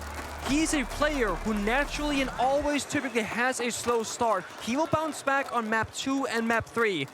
He now has to keep that promise because CAG, they need every single gun skill, every kill, everything they can use in this matchup. And Arculi is a player who's actually only been on this roster for a month. He was on CAG a long time ago, previously, and then he went over to Crest, and then very recently, actually after CAG's impressive performance at the Boston 6 Invitational in February, he's come back, and I will say he's come in and fitting like a glove. CAG have been making, I would say for the last 2 or 3 years, lots of roster changes to try and figure out what the best CAG looks like. Obviously, given we're an S-tier international event grand final and they're here and they're playing. This might be it. And they're playing well, I think this might be it, yeah, absolutely. But I will say for CAG, it is only upside. Like, we all know that Furia are favorites, and Furia are, let's be honest, the expectation is probably Furia are expected to win this 3-0, right? Yeah. Anything above that for CAG is upside. They've only got upside. There is nothing to lose in this game, and you can see from their mentality, the way that their teams are speaking, the way the players are speaking in the interviews, just their demeanors as well. They don't feel the pressure, and that can make them quite dangerous. Yeah, I mean, the context of expectation here is utterly insane. CAG were hoping but not expecting to make main stage, right? They never made main stage, despite playing at, what, 12 events in the past? Their first ever debut on the main stage, and then their first ever semi-final, and then their first ever grand final. It's been a week of firsts for the Japanese roster.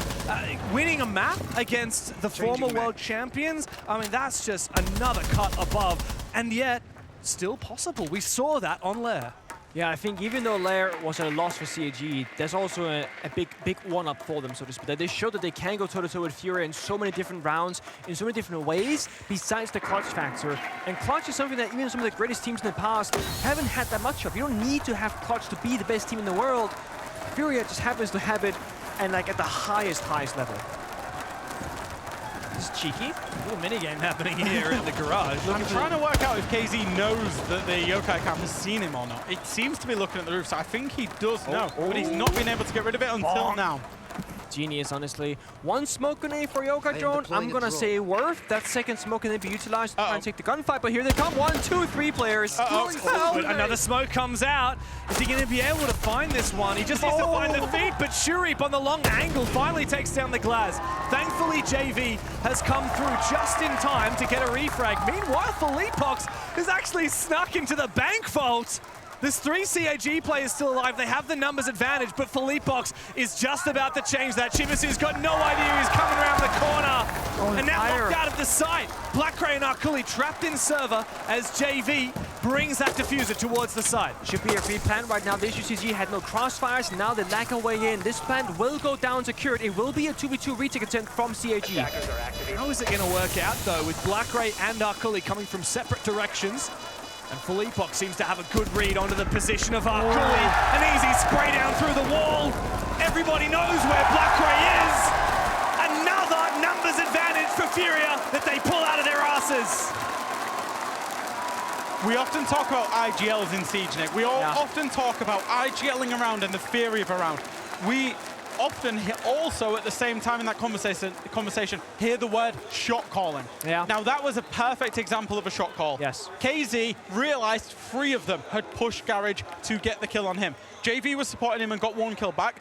That was the trigger point. That was the shot call for Nade to drop site, for Felipox to drop site, to flood site. Because if 3 are in Garage, that means there is maximum 2 elsewhere in and around site. They get those kills and they clean it up from there. And I will say a big pop of the Goyo canister as well for the Felipox to trap the 2 players outside of site. The thing that hurts me the most is that I think CAG made such a beautiful play taking 3 players Garage, because we know some rank play as well. If you lose Garage control, there's so much bomb site pressure, that red hallway you lose control over it. There are B-bomb as well.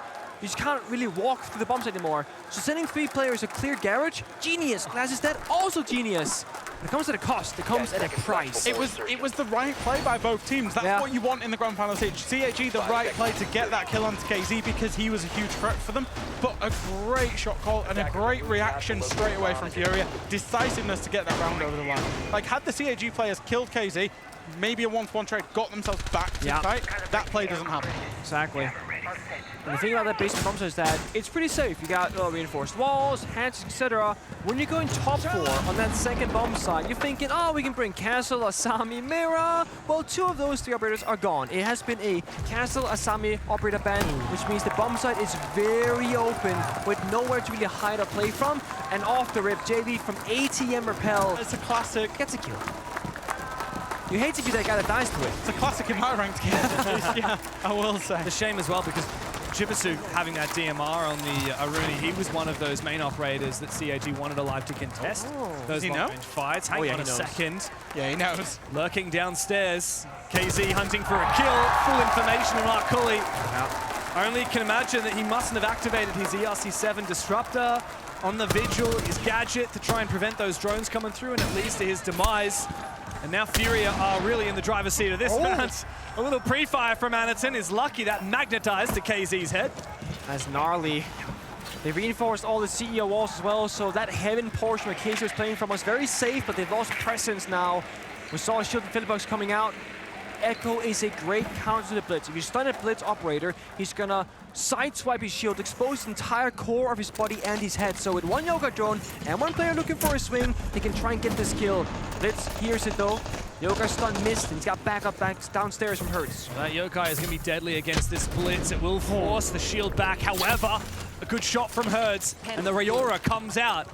The newest operator to enter the roster here in Rainbow Six, and people are still figuring out the best ways to use it. It's disrupting this crossfire. It's enabling Philippox to push on forward to take these fights. But Shuri takes down the Blitz. Trade back from Furia. They have those numbers, but CAG are still alive on site.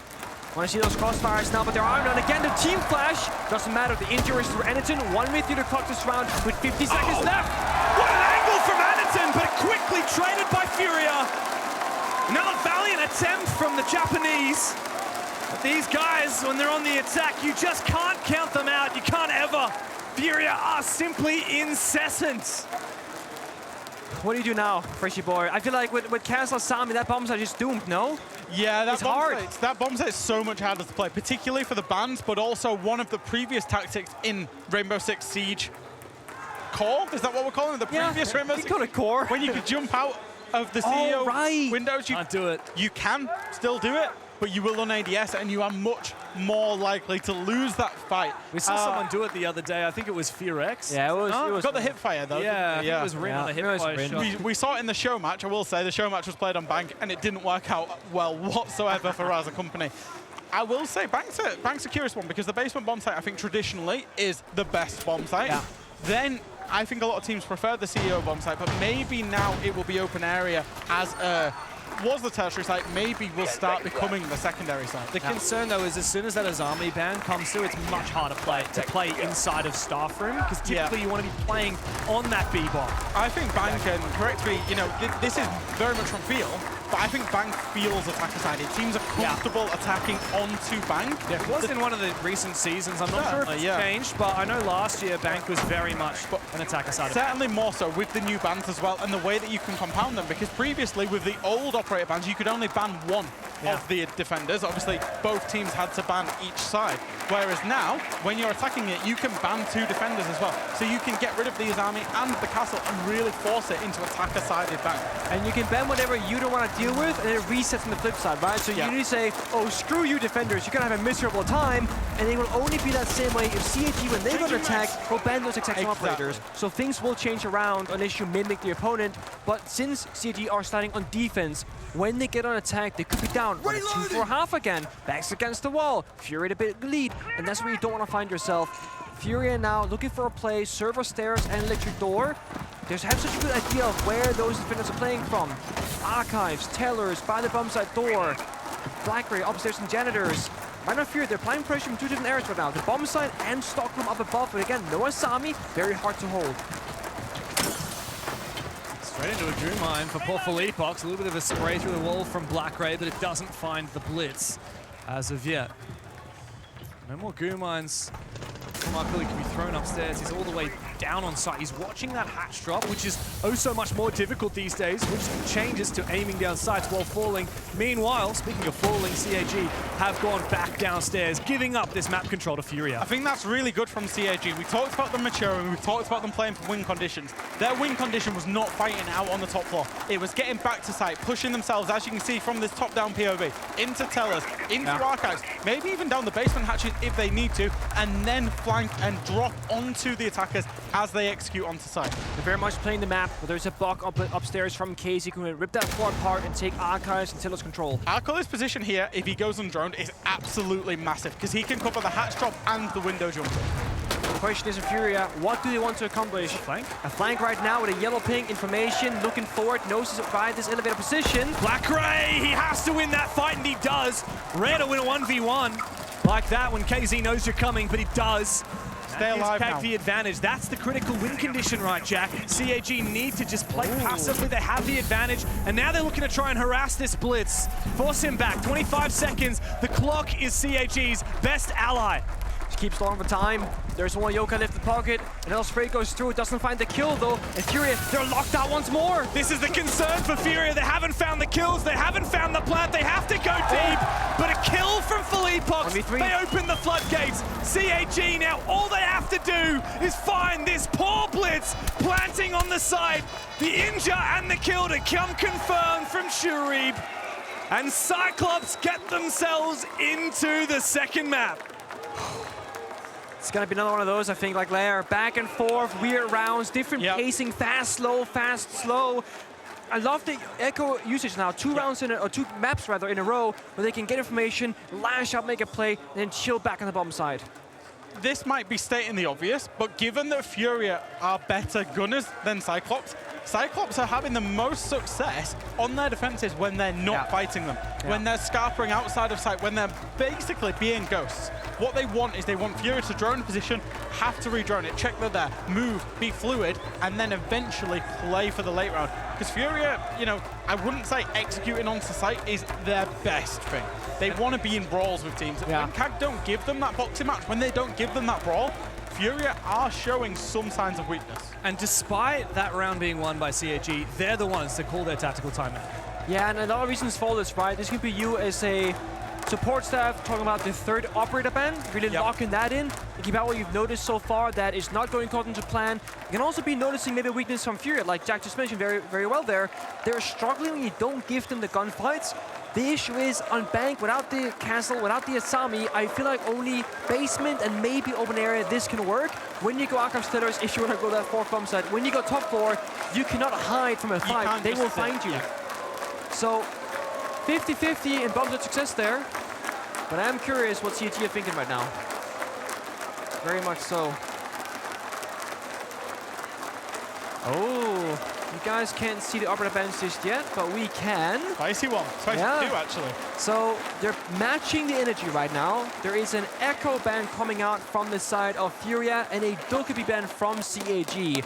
Had Echo survived the operator ban phase, he'll be even stronger because Dokkaebi would have been banned. It's a smart ban from Furia. For CAG, they clearly have already planned that Dokkaebi ban to enable the Echo play, which we saw quite successful on Lair. For Furia, that's a reactive ban. They've seen how good CAG are with those ops tool operators, including the Echo and like the Valkyrie, and they want to ban that out so that we won't see Anderson playing that for the remainder of this half. This is the biggest upgrade for me with this operator ban system, is that you can have your first two bans, which is prep work, expectations. The third and final ban that we just saw, it's reactive. Okay, this Echo is a problem, let's get rid of it. And on the flip side, now CAG, they need to prep more than one play style on this map, because they know if they ban the Echo, we have to go to option B instead. So again, the dynamic of back and forth and counterplay, reading your opponent, it's so beautiful to watch. And what is option B in this instance? Well, CAG, they're going down to the basement bomb site. They've got the Valkyrie on the board, the Mirror on the board, and 4 C4s alongside the smoke. This screams the win conditions, same old Bank that we've seen for literally years at this point. Nick, you were still playing when teams were attacking and defending it this way. In terms of if you get back down to the basement and then play for the plant denial with all of those on the board. As it is, there's a couple of roams going on as well. So the round could be won or lost here for CAG. Again, their biggest win condition has been getting to that late round against Furia. if they fight them here, this could be big risky for them, and I think that's why we're seeing them retreat. Yeah, it's a fine line. That timing for Chibisu is perfect, though. Could have been an easy swing there from that player on the top floor to cut him off, but thankfully he does get out alive. It's about killing a drone and falling back step by step, but the issue is they've only killed 2 drones in the first 60 seconds, and they've fallen back mostly all the way downstairs, besides the main staircase itself. Actually looking for a re-aggress. Nobody watching cameras right now. They've doubled up, and they're looking for this. This could be huge for them if they find a kill. Deadly, who's that on the top floor? Caught with his gadget out. KZ, sit down, son. Shuri now gunning for one, but Hertz gets him and now looks to recompose. They do know that there's another player on this top floor, but Arkuli, he's scathed away over the front desk. There's a player repelling. Actually, as I say that, JV slinks back away again. Arkuli still not dealt with. This is good because it forces Nade to go and drone the top floor. It forces Hertz to go and chase down this player. Yes, they get the kill, but it's wasted a whole minute. This is where the smokes, the 2 C4s that are still in pocket, can come into play, can be huge for CAG. I will say though, Furia, they made a shot call very quickly saying, guys, we have to clear top floor player. Some teams there would ignore it, hit the bomb site, when the flank late round will be a problem. So they bought themselves time by getting that kill, but now, that C4 right there is actually could be a risky one to use. It doesn't find a kill. Now you only have 1 left for a plant deny, 1 left for a fish later on. There's still 45 seconds to go. The time is still on the attacker side. The one thing for Furia that they've got in pocket now is they've got 4 players alive. So as CAG are trying to play for plant denial, if it does happen, they can all push the bomb site at the same time and force numbers at this problem. And there's a Valkyrie camera here in open area. They got the fires, they got the bees, they're setting up the final drones right now. We're gonna see the U2 come out in a good old 3, 2, 1, execute down the hatch elevator, and one guy maybe dropping this A hatch with distraction. It is going to be a rear push. Dangerous from Furia, but they have the numbers to make it work. And so down into the vault hatch, that's Nate. He's the one with the diffuser. He goes down. CAG have read this to perfection. They've got that camera in open area. They knew that this was a bait. They knew it was coming from the backside, and they were ready for it. But Philippox has found one. It doesn't matter because the clock is on CAG's side, and that diffuser is cold on the floor in vault. That's a big play on Mesa's flank. Yes. One thing is to attempt it, because you know there's enemies there, you know they have drones, because you missed them earlier. As the reason why it's super, super risky, they didn't have information. There was no master drone, there was no Valcam. I triple-checked. They raw-dogged the staircase, and it wins them the round. And when they did that main test flank, they caught a great timing, because I was clocking who was on drones. There was 3 Furia players on drones at that point. All of them droning out the middle floor. It was tellers, it was staff room, it was inside loan office, I believe, was the 3 drones. They had no coverage over main stairs. Who did they kill? They killed KZ on the IQ. Then what came in clutch? The Valkyrie camera in the open area that knew they were pushing the elevators and the lobby side drops, and that's why they were able to position so well in the late round ready for these drops. Yeah. Sorry, I just saw that shot from Anderson on the dying garage. Absolutely filthy. So this is how they got the perfect timings. When you play numbers disadvantage, you have to try and leverage, how much can you watch? So because there's, 3, 4 billion hatches, staircases, etc., and garage, they smoke off elevator hatch, have one guy watch the lobby drop, and then 2 guys can watch main stairs for one of them, and then the A hatch for the other. They basically even the numbers down and how many spots they can watch by using utility. There's 7 entrances into that bomb. Oh, you just counted it, yeah. Main stairs, garage, 4 hatches, plus 6, and then the server room as well, 7. Yeah. So you have 3 defenders. There's 7 ways. Smoke off one, hold the others. That's why that information that 2 were going lobby side was so critical. Yeah, and you want them coming down those hatches, don't you? Because that's when they can't aim down sights while they're falling in the new Siege X update. It all comes together, James. It does.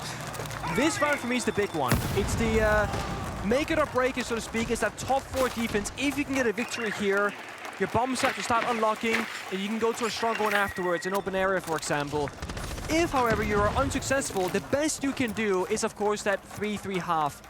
Getting this win right now could set you up for a 4-2, which defending on bank would be, so incredible. And already for CAG, this round is better than the last time they defended CEO Executive because they're not starting it 3 versus 5. They gave away 2 absolute freebies the previous time they defended it. Let's see, Nate's going out, contesting that stock wall. Selma as well to breach it open. Again, without Disami, it's hard. With Shurip dead, even harder. Again, Hurts, he lost that staircase, walks up, takes the gunfight, wins out, and buys so much space. He's gonna keep going, actually. He's not gonna slow down at all. This is classic Hurts for you. He loves being the tip of the spear. He loves getting aggressive. He misses his shot. Anaton tempted to re-peek this. Push it. It's dangerous. Hurts goes deep in for it. He has to switch over to the pistol, and he wins the fight regardless. CAG are dropping like flies, and it calls upon Arkali making his way from up the stairs, but there is a flank watch. Philippok sees him, but doesn't win the fight. It's all down to the Vigil now. KZ finishes the round for Furia. One left in the half for CAG to try and find some semblance of a defense. I don't know if you agree with this, Mr. Pengu, but whenever we play ranked together a lot, and I'm coming back to ranked, whenever we play ranked together and we attack the CEO bomb site, have you ever been able to walk up square stairs so easily as Hurts has been able to do? No, because most people have one of those 4 walls open when a line of sight and they challenge you. This time, the wall was soft. Feet holes in the wall. Yeah. You're kind of selling that spot on the map and giving it to the attackers. And that's 2 rounds in a row. CAG have been leaving it completely open for Furia, and you give Furia anything, they're going to take it. And when you've got a player like Hurts, I know he very nearly whiffed the second kill, but in the end, he got the second kill. He did. And that's the big thing.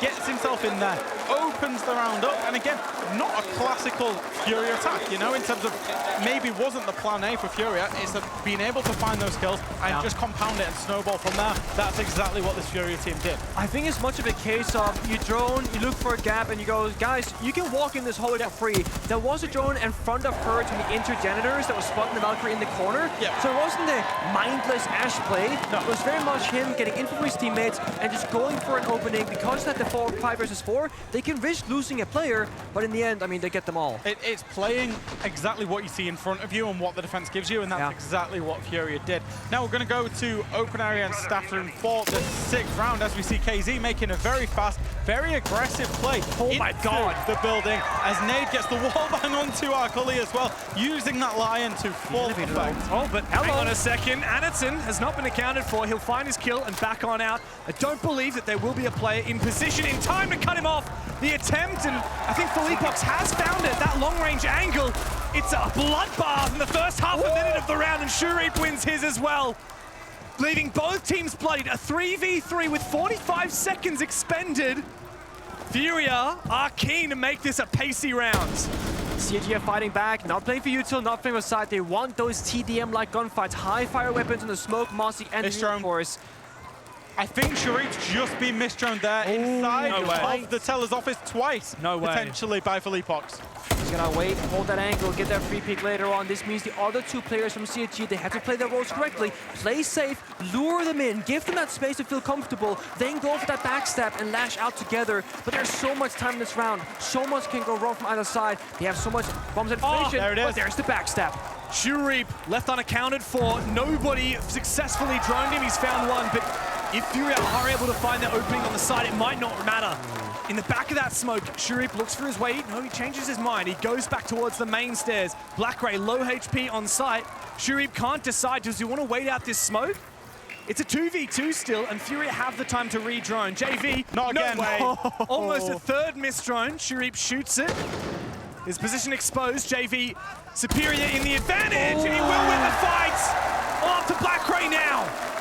He took the 1v1. It's so risky, but it could have paid off. Blackray has the bomb side, has the C4, has the advantageous position, but he has to look for the isolated 1v1. Is there information here for Furia? Do they know where this mute resides?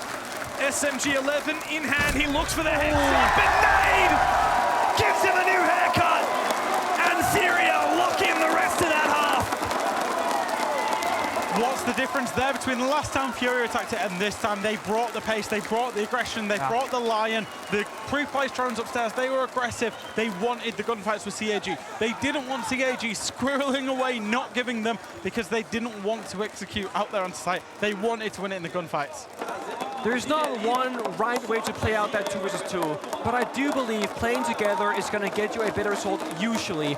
I would have loved to see CAG both play by the bomb side, both seek out that kill, instead of playing one guy hide and seek, one guy aggressively looking for a fight instead. And that's what, when Igor got interviewed by Maria, the coach of Furia, when he was interviewed by Maria, just before we came back, he said, I think the difference right now is that we're dealing with playing in the final better. We've got the experience of playing in the final. It's those kind of moments, because we can look at it from a top-down perspective. We see every POV. These players are in it, and they've got to communicate. They've got to make that decision quickly.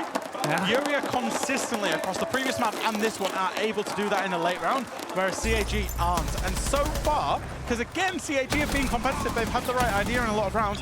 So far, that's the differentiating factor.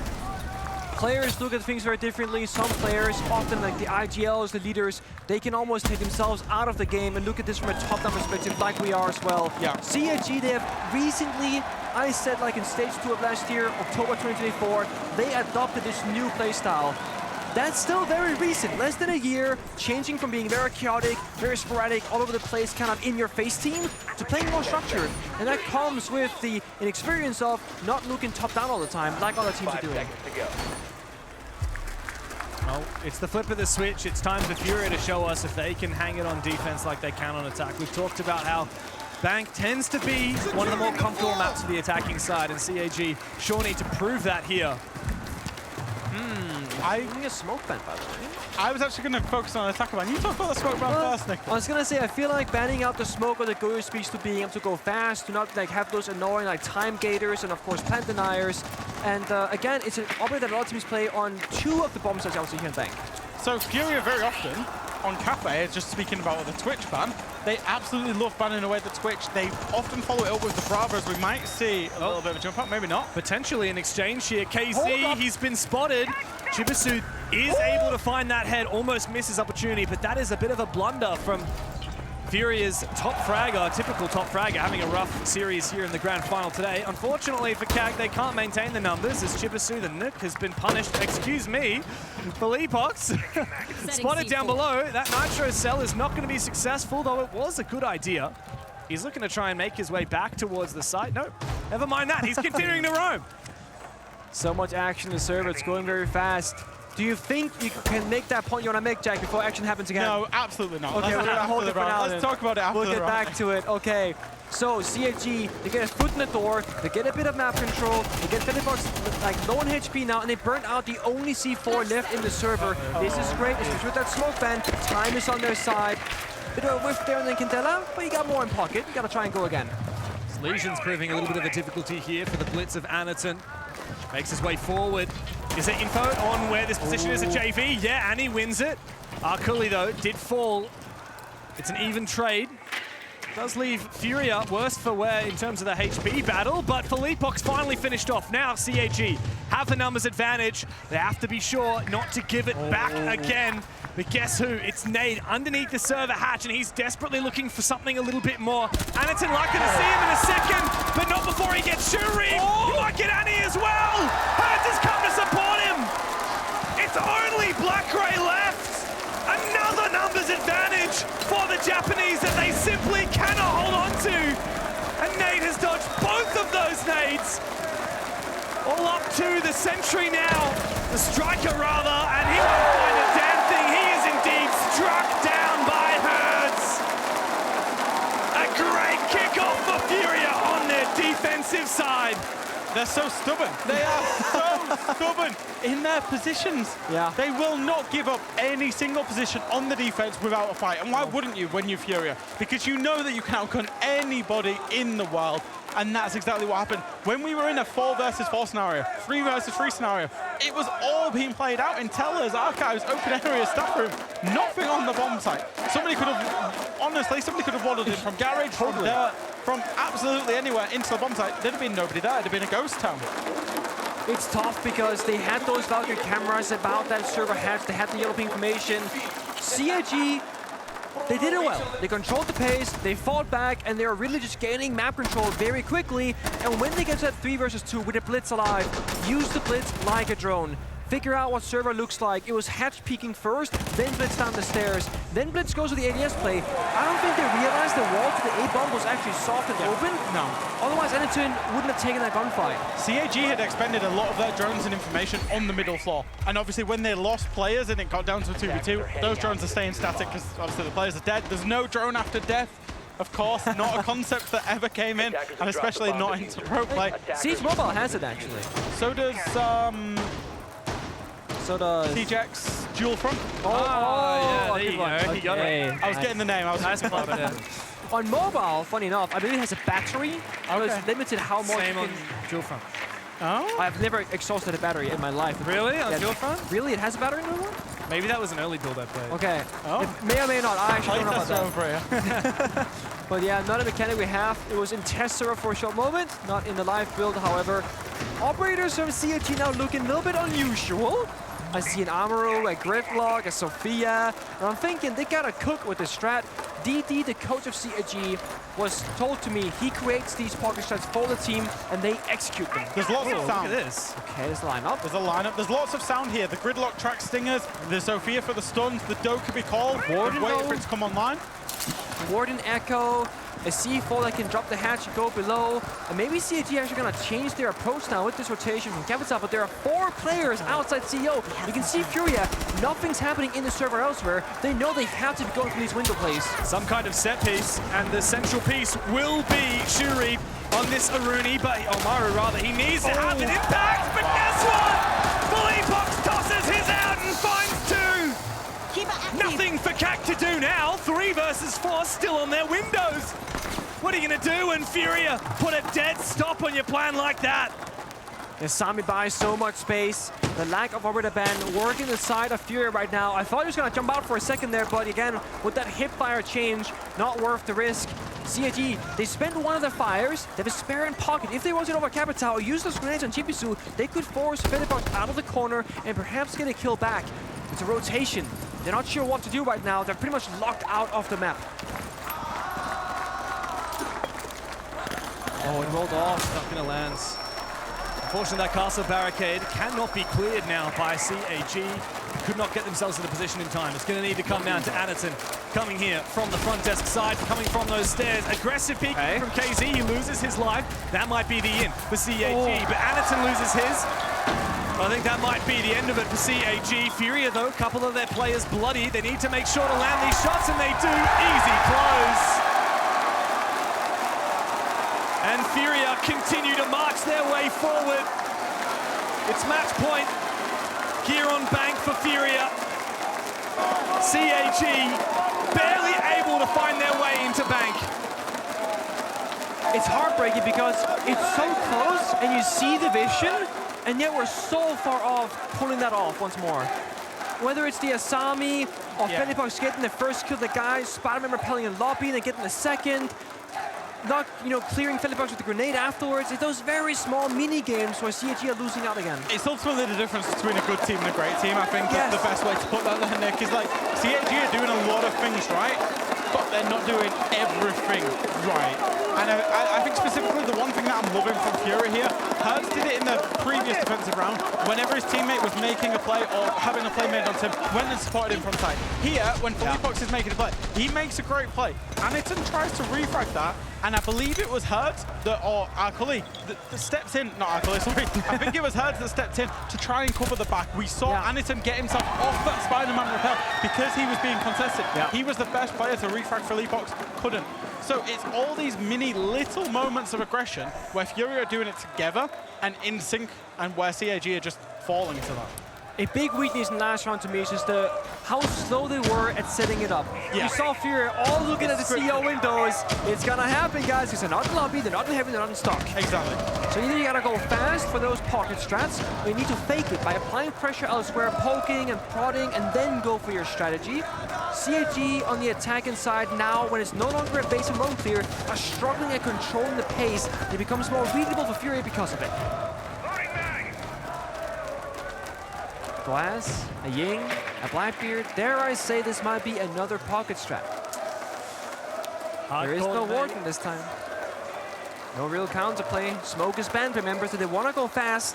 When you gotta go for these fast strats, you need to actually go fast. No slowing down, no stopping again. And we're a minute into the round, 60 seconds. They're gonna go for it right now. Goes the Blackbeard, but not into sight rather, but into nearby archives, not actually going directly in. Even now, there's a rotate hole. There are players looking to make their way up from the blue stairs, though. There needs to be a cutoff here. I believe that's Chibisu and Blackray. And now it's so obvious, it's so scripted again. They know. CAG need to bait this. They need to not play to hard hold it. They need to play to bait these players. Chibisu, the one to try and cover off Felipox on that flank. The exothermic charge likely to detonate here from Blackray to breach open this wall. JV goes down, and eventually the bait is successful. However, the Blackbeard's gone down, so's Chibisu. Might not matter for CAG. They recompose with the numbers advantage. Arkuli desperately trying to deal with the player outside of Stock. He takes the gamble and loses it to KZ. A punishable error here, and now Blackray and Anaton are left with it all to do. They only just opened the wall. The exothermic charge was there for the past 60 seconds or so. Yeah. Nothing happened with it. Okay, saving grace. There are Candelas in the pocket of Anaton. There are these pockets on the side of the keeper barriers, denying lines of sight. This could work in this favor of CAG if they can blind nade and run deep towards the bomb side. They have smoke grenades as well. They can still make this happen, but I don't want to see them go for a plant attempt. You gotta get at least one kill, then play the 2v1. Oh, and they know exactly where KZ is. That's some good pre-placed drone work. But guess what? It enables Nade to go aggressive. The Incandela detonates at the perfect moment. Anaton, though, has he made his way inside yet? Is he able to regroup here with Blackray? 7 years these two players have teamed together on Cyclops. All they need to do is find Nade, the lone Brazilian, holding onto the side and looking for a chance to send his team to a 2-0 lead here in the grand final. And Nade just has to wait. He sees one, but Blackray denies it. Not today. CAG will keep fighting. Playing it slow, playing it smart, but it came down to Blackray winning 2 separate 1v1s. There was a red ping, sure, but we saw Anaton outside the building throwing Candelas as he took the fight. That determines the entire round. And again, I actually, this is probably one of the first rounds in this entire best of 5 that we've seen where I feel like CAG have got away with it. Yeah. Where Furia controlled the round better, but CAG managed to win it out in the end. And I will say it was close because they clearly wanted to do something fast. That operator lineup, it was very clear. It spoke to that. And I think the good thing for CAG, they were ready for the pockets of aggression. They were ready for the flank. They were ready for Hertz pushing himself into Tellers. They dealt with it. I thought they'd thrown it away there. When Arkuli just sprinted away back to Stock, don't know what he's What are you thinking? I don't know what he should get. At least have the 1v1 fight. If you have to move out of the position, have the 1v1. Blackray was controlling top square. The only place he could die from was Stock, and he showed his back to it. But in the end, and Blackray, I actually want to speak about him a little bit because he's moved on to the firmware. He's moved on to the support role. And I think for people who have been watching CAG for a long time, or say you watched Six Invitational 4 or 5 years ago, you would assume Blackray is an entry fragger because he played on the front line for this team a long time. He's still got it when he needs to, even though he's on the goggles. Washed up Ashmain gets a chance at greatness. 10 seconds remaining. Don't know if it was deliberate or not, but I love when teams play it very slow in a 2v1 and just kind of bleed out your opponent. Nade is full of adrenaline, ready for a fight, ready for the clutch. He's in visualizing his head as well. Nothing happens for a full 60 seconds. Don't get too excited, Pengu, but I know what you've already seen, and I just want you to sit yourself down if you're not gonna. So the Tachanka is in. Okay, that's actually not what I was talking about right here. I was talking about like the smoke, maybe the Goyo Bang coming out, but you, Jack, was saying how they like to do it on the map, bend the Twitch, and double down on Brava. You haven't finished the point fully, but it has happened. So they ban away the Twitch and the Bravo. Because of that, they do this on Cafe. They clearly like to do it on Bank as well. They like to play loads of Maestro. They're not particularly playing a lot of operators similar to this, but when they do it on Cafe, they play loads of Maestro, loads of bulletproof cameras, loads of Melusi, loads of Valkyrie. Anything you would default back to take in a Twitch or a Bravo against, Furia will then play it and use it against you. Change their win condition entirely from playing for the gunfights, then playing the utility. We've seen it go out here. Again, only really the Maestro, the bulletproof, and I suppose the Fenrir of JV, because you're not, unless you're shooting them, you're not getting rid of any of those Fenrir F-Nats. And they got the Tachanka because smoke is banned, so it's full cycle right now. It's double the Goyo is banned as well. Candela used to force back those roamers, and this is where you're saying it, Jack. They're playing for utility, they're playing for plant deny. They don't want the fight. One Candela, they are out of there. I will say this though, I think with the Monty being banned, having a Blitz right now could be excellent for a plant attempt, that second kind of shield operator, but you're up against Maestro and Tashanka. I'm not sure if a plant is going to be possible, even if it's what CAG wants. They're always keeping CAG guessing. The last time CAG attacked this, Furia was 5-man off-site, on the top floor or on the middle floor, fighting them tooth and nail. Now, it's been a minute 30, CAG have not seen one gunfight yet. So they're attacking into different defensive strategies every single time. That's a real strength that Fury have for them. And again, they're manufacturing it very much because of the way that they're banning operators. They've even gone as far as to surrender server in control of CAG. There's no defenders anywhere but deep inside the pliable shield, and you see that the train of thought. Tashanka, main plant denier. Maestro can see conflict on the cameras. There's no Togepi right now. That would be the big counter that there could be potential for. They have Warden to see through smokes. They have then the Fenrir mines rather, to stop any entries. Will they just try and brute force this? Like, very risky. Believe there has been some denial up above. KZ, though, protected by his keeper barrier. Absolute genius. He protects his position. He enables that swing and the denial of that plant. Now Anaton is down. Another keeper barrier makes things awkward, but Chibisu has fought back. Traded again. These Evil Eyes now reactivated, and the fire comes to life in the side. Hertz takes the opportunity to go for a swing. Akali and Blackray again. The OGs left to duo it out with 16 seconds left in the tank here. And Furia, all they've got to do is wait. And they've got plenty more utility to hold on to. Akali from the rear side. Nade and Philippe to shut it all down. Furia 2-0 in another grand final. And CAG cannot get themselves in it. The Brazilians come to life again, and there's just one more map that stands between them and another trophy raised here in Brazil.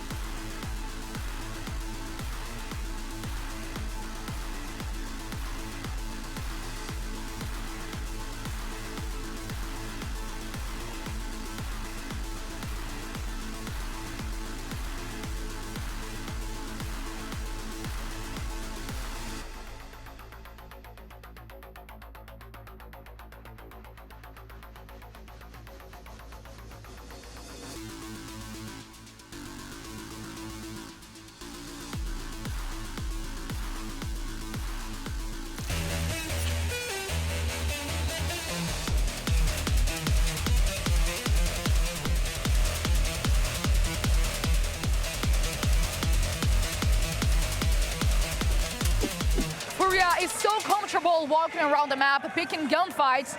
Is the strategy to beat an aggressive team being more aggressive than them?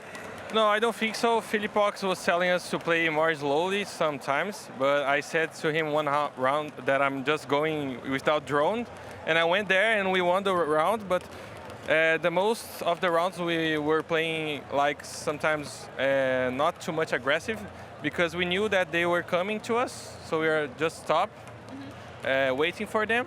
But sometimes we're playing aggressive, putting our game to them to show them that we are aggressive too. We can be aggressive as they can too, yeah. CAG was the one controlling the rhythm of the match yesterday. Why it's so hard to do that against Furia? I mean, we are an aggressive team, but out of all the Brazilian teams, I think Furia, the aggressiveness that they have is unmatched, and we're just not like, we can't really play in, like, they're in our world right now, and I think it's very hard for us right now. Like, we don't know what we're doing right now, like a lot of miscommunications and stuff, but this break time, we're gonna use that as yeah, we're gonna use that time to talk about the last two games and how we're gonna play the third, fourth, and fifth map. Cully giving some incredible insight there.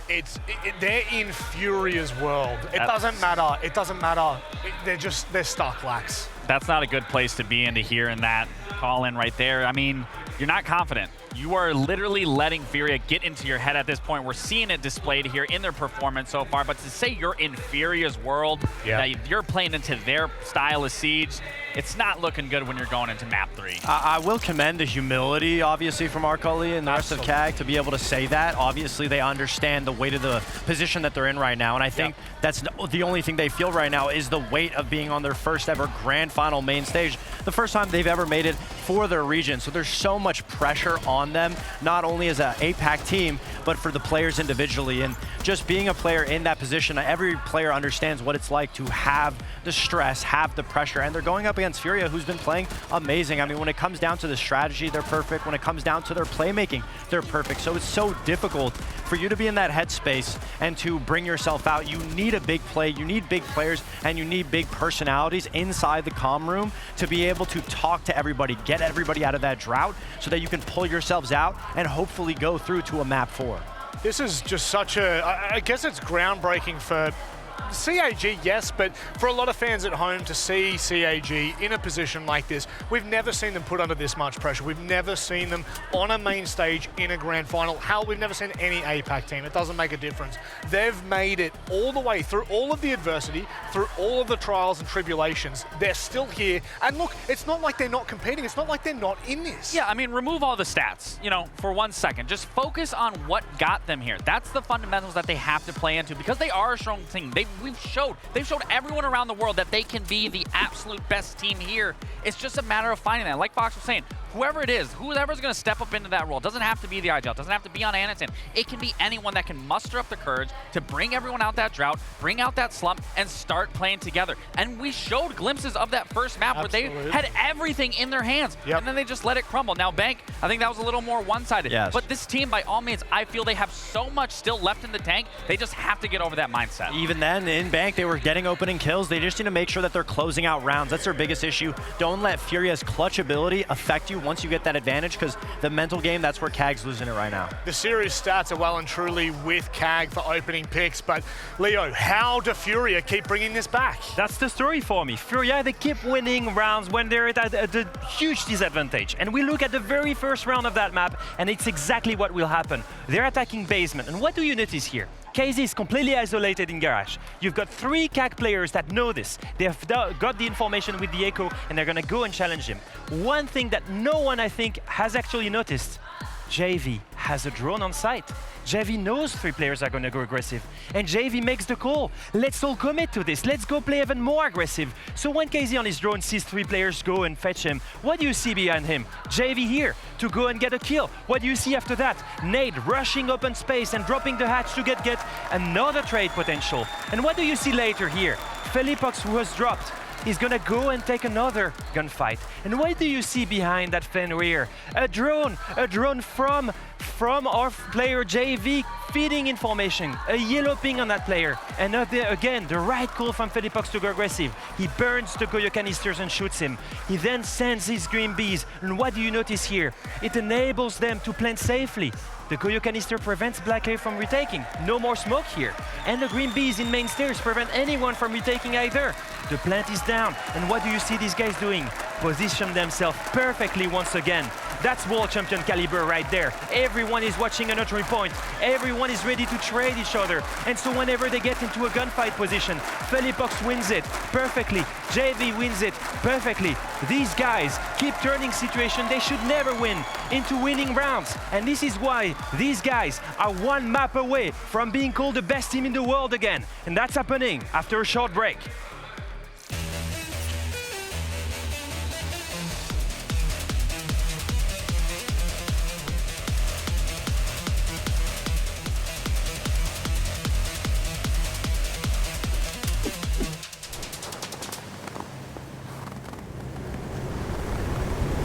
Keep an eye out for contact.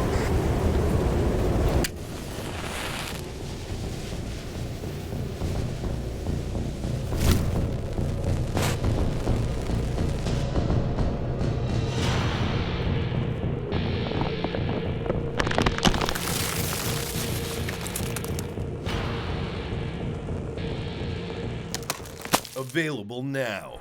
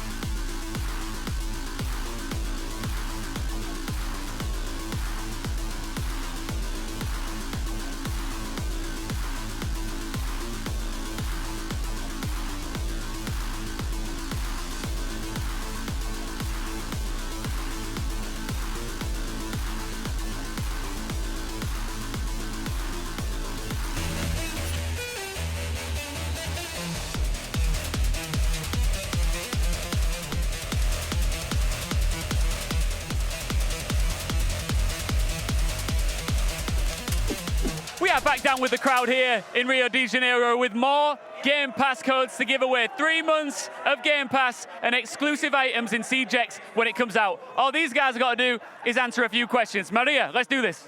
Let's do this. Let's see if they know about the game they play every day. So, name one map. Chalet.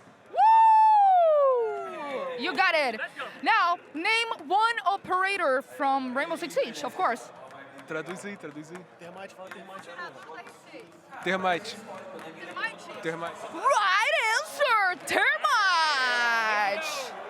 And you, name one gadget from the game. Shells.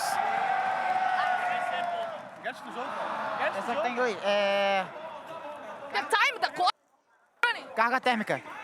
Okay, it's in Portuguese, but yeah, he's right. Woo! That was fun, that was fun. There you go. Well, it's CAG Osaka's last hope here in Rio de Janeiro. They lose this, they're done, they're dusted. More importantly, Furia become the kings of the world again, even if it's short-lived. Gentlemen, welcome back to the desk. Of course, we've got the pre-show. We're almost there. Is it a little bit of heartbreak for CAG at this point? It is definitely, but Rob, I've got to say a story about these guys. 4 years ago, I was sitting in a room in Taiwan, screaming against these guys almost every week, and they were destroying me on Fnatic. They were the kings of their region. But when it comes to international play, they never made it to main stage. It's the first time that happens, and they go all the way to grand finals. I think whatever happens in the next game, they should be proud of themselves. They've outplayed whatever they've done before. They've achieved more than what they've done before, and for this, whatever happens, they deserve recognition. Lax, it's look, it's a. You never want to downplay it, and you never want to, I guess, put too much emphasis on it, but this does mean a lot to individual players. Yeah, you know, I can't say I've been in a lot of grand finals, but I've been in some, and when you find yourself in this moment, even if the crowd's with you or against you, you can feed off of it either way, and there's nothing better than being next to your teammates that you achieved it to get to this point, to then try to pull through and come back here, because it's still here. They're still in it. They got a map to really find their footing, find those fundamentals, and apply them here, and push it to a map 5. Fox, quickly, what does this mean for Furia? They're nearly there again. They're nearly back on top. I mean, we've obviously said a lot about CAG and what it means for them, but for Furia, I mean, to go from winning SI, then losing the whole year when you're supposed to be one of the top teams in the world, and obviously so much mental goes into rebuilding, reconstructing. You had a winning formula, it stopped working. Now you find yourself in another winning formula on the main stage, about to reclaim that title, and obviously it's unparalleled passion from the rest of the players, but it means so much to them to be able to do it again in their home country, to be able to lift that trophy in front of their family. Thank you very much for joining me, gentlemen, but it is time for us to get underway. Maria spoke to the coaches right before potentially the final map. You have no other way but to win the next map. What is the mindset for now?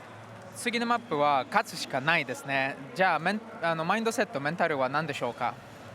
まあもうここまで来たら本当にやるしかないと思っているので、チーム一丸となってもう本当に反省するところは反省して、完全な CAG を見せて勝ちたいと思います。Well, every map is like something you have to win, so we want to like respond to this mentality, you know, make better what we can make better and show you like the true CAG. One more map and you become the first champion of CGX. So what is the plan for this next map to just, you know, avoid any surprises and just win the game? So continues to do the same thing. The job isn't finished, so it's a BL5 and we need the win another map to lift this trophy. Igor and the boys were the first Brazilian team to raise a Rainbow Six trophy on home soil, and they could do it again here today. We're in Rio, and Furia are 2-0 up in the grand final against CAG Osaka, who unfortunately have only looked weaker as the series has gone forward. Sure, yes, it's 2-0, yes, they're winning, but it's Furia. We expect this, now that CG done such a good job so far. And so the question is begging, will Furia get it done in 3, or can CAG push it the distance? Let's find out.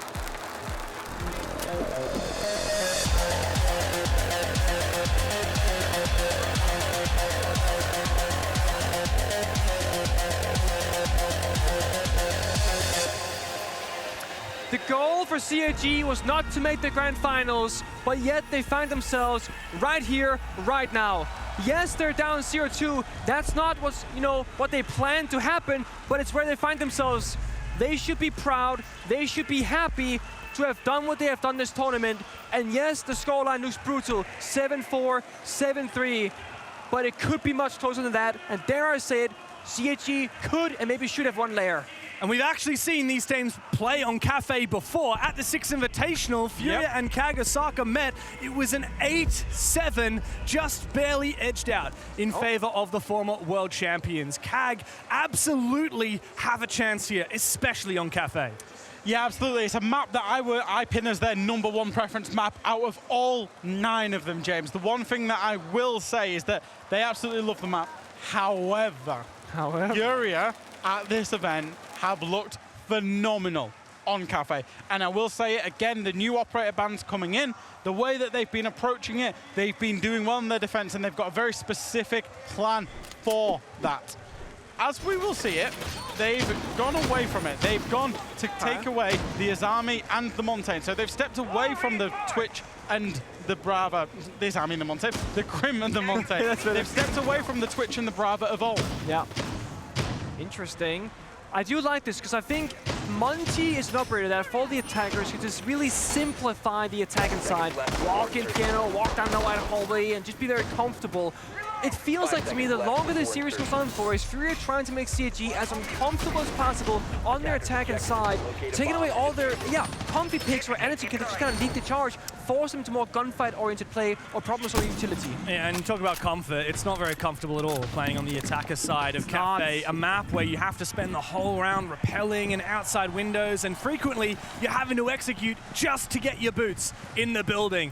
And Furia, well, they're looking to take the fight outside as well. KZ poised for a peek and then decides to slink away after shooting the drone that was watching his flank.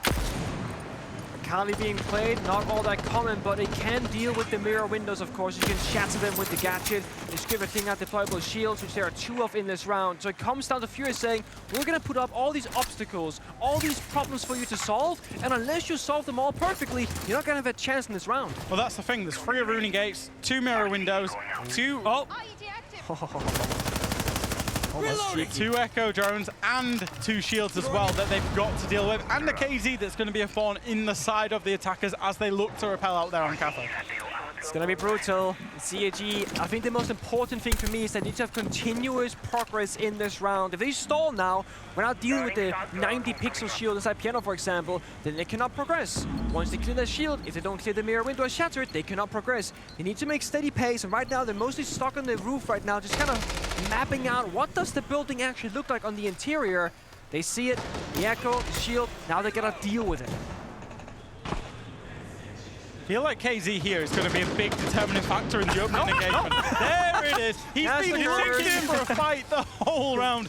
Chibisu finally gives him one and gets rid of him off the board. Big for CAG because they know there's a player in Pixel, even though they know Herds is going to take him down anyway. Incredible that he escaped with 1 HP, running through that fire on the back of that gunfight. Herds is lucky to be alive. Missing the catch though, right? Nobody on the white hallway window, nobody on the white staircase window, so he runs away completely for free. Missed time there for CAG, and time is running low. 60 seconds, only 1 attacker inside the building, 3 guys on rappel, 1 inside a cigar door. C4 maybe tossed on out. Let's see it. There it is. Big nitro cell and a big impact as well. And the retake. Retake here from Philippox. He's deep into piano and he sprays on through. Him and Nate together. All up to Annie now, dropping down from the new hatch. He finds his spot inside a shop. He's just waiting for the peek. There's 2 players looking for their opportunity. Finds JV, quick headshot, looks for another one. Tempted with the pistol is Nade. Philippox, a lot of damage done. Furia, be careful not to feed this one, but Herds on 1 HP, doesn't give a damn. And he will chase down the last player from CAG. Furia, fiery as always. We need to see some life. Fresh review from CAG. If they can get locked down strategically, it's going to be so hard for them to problem solve these things. And again, they looked locked out from the beginning of that round. Do you know who I'm going to give that round to? That round victory to? I'm going to give that round victory to KZ, and I know it seems crazy. Okay. I know it seems crazy, so stay with me. KZ was being the thorn in the side of CAG. He was wanting to run out white. He was wanting to C4 up the red hatch. Chibisu on the Twitch got off the Twitch drone. He got off the Twitch drone to get the kill onto KZ. Great stuff for him. Gets the entry kill. What didn't he do? He wasn't on his Twitch drone shooting out an echo cam that was pinged inside of piano. That echo cam was then the big determining factor when KZ was dead to allow this aggression. You can see the red thing there on Philippox. You can see how quickly he retook Pixel because he knew it was clear, because KZ was sat on the echo drone that was alive. Absolutely massive. So yeah, that just goes to show being an entry death isn't always necessarily a bad thing. No, you get to watch the cameras, and also when you're playing so much utility on defense, you can have one guy playing very loose. If you go back in the day, Old Empire, back in Europe, they had what I would call the 4+1 strat. 4 people playing together on defense with a set strat in mind, and then Joystick playing Jaeger, roaming around just taking gunfights. It reminded me a little bit of that, where there's a core that knows what they need to do together, and a guy that can do whatever he wants, of course, supporting the bigger picture. CAG did have an idea on that last round. They knew a lot of those operators that were brought to the table. They brought the IQ and the Twitch to hunt down the Echo, and it didn't work. So CAG are trying to throw ideas, creative and good ideas, at the problem, but this chaotic playstyle from Furia is far too difficult to comprehend. That's the thing. CAG have been trying every single round. They've been adapting, they've been trying different solutions to different problems, but Furia, they keep just shutting them down. If it's not strategically, then it's a clutch. If it's not a clutch, it becomes utility. It's so hard to win for CAG because they have to win on every single front, every single round. I was once speaking to a support staff member from a different team, and I won't say who, but they were saying with Furia, every map they've got 6, 7 different strategies that they can play on any given site, and then probably 6 or 7 adaptations of that strategy, depending on what they believe your weakness is, and they will go for the throw, and they understand the win conditions of everything perfectly, and that's what makes them so hard to play against, because they can change on a dime how they want to play. They're not an aggressive team. They're not a late round team. They can do absolutely everything, and they do it with conviction. Furia is the perfect team to play if you want to get tested to your limits, but right now CAG, they'd rather just have a free map than getting tested because this is the grand finals. Airjab goes out, nothing happens, JV dies behind him instead. Opening kill for CAG, but again, the timer, 1 minute 20, we're all outside the building, more or less. Yes, progress is being made, but that bomb site, it's so distant from us.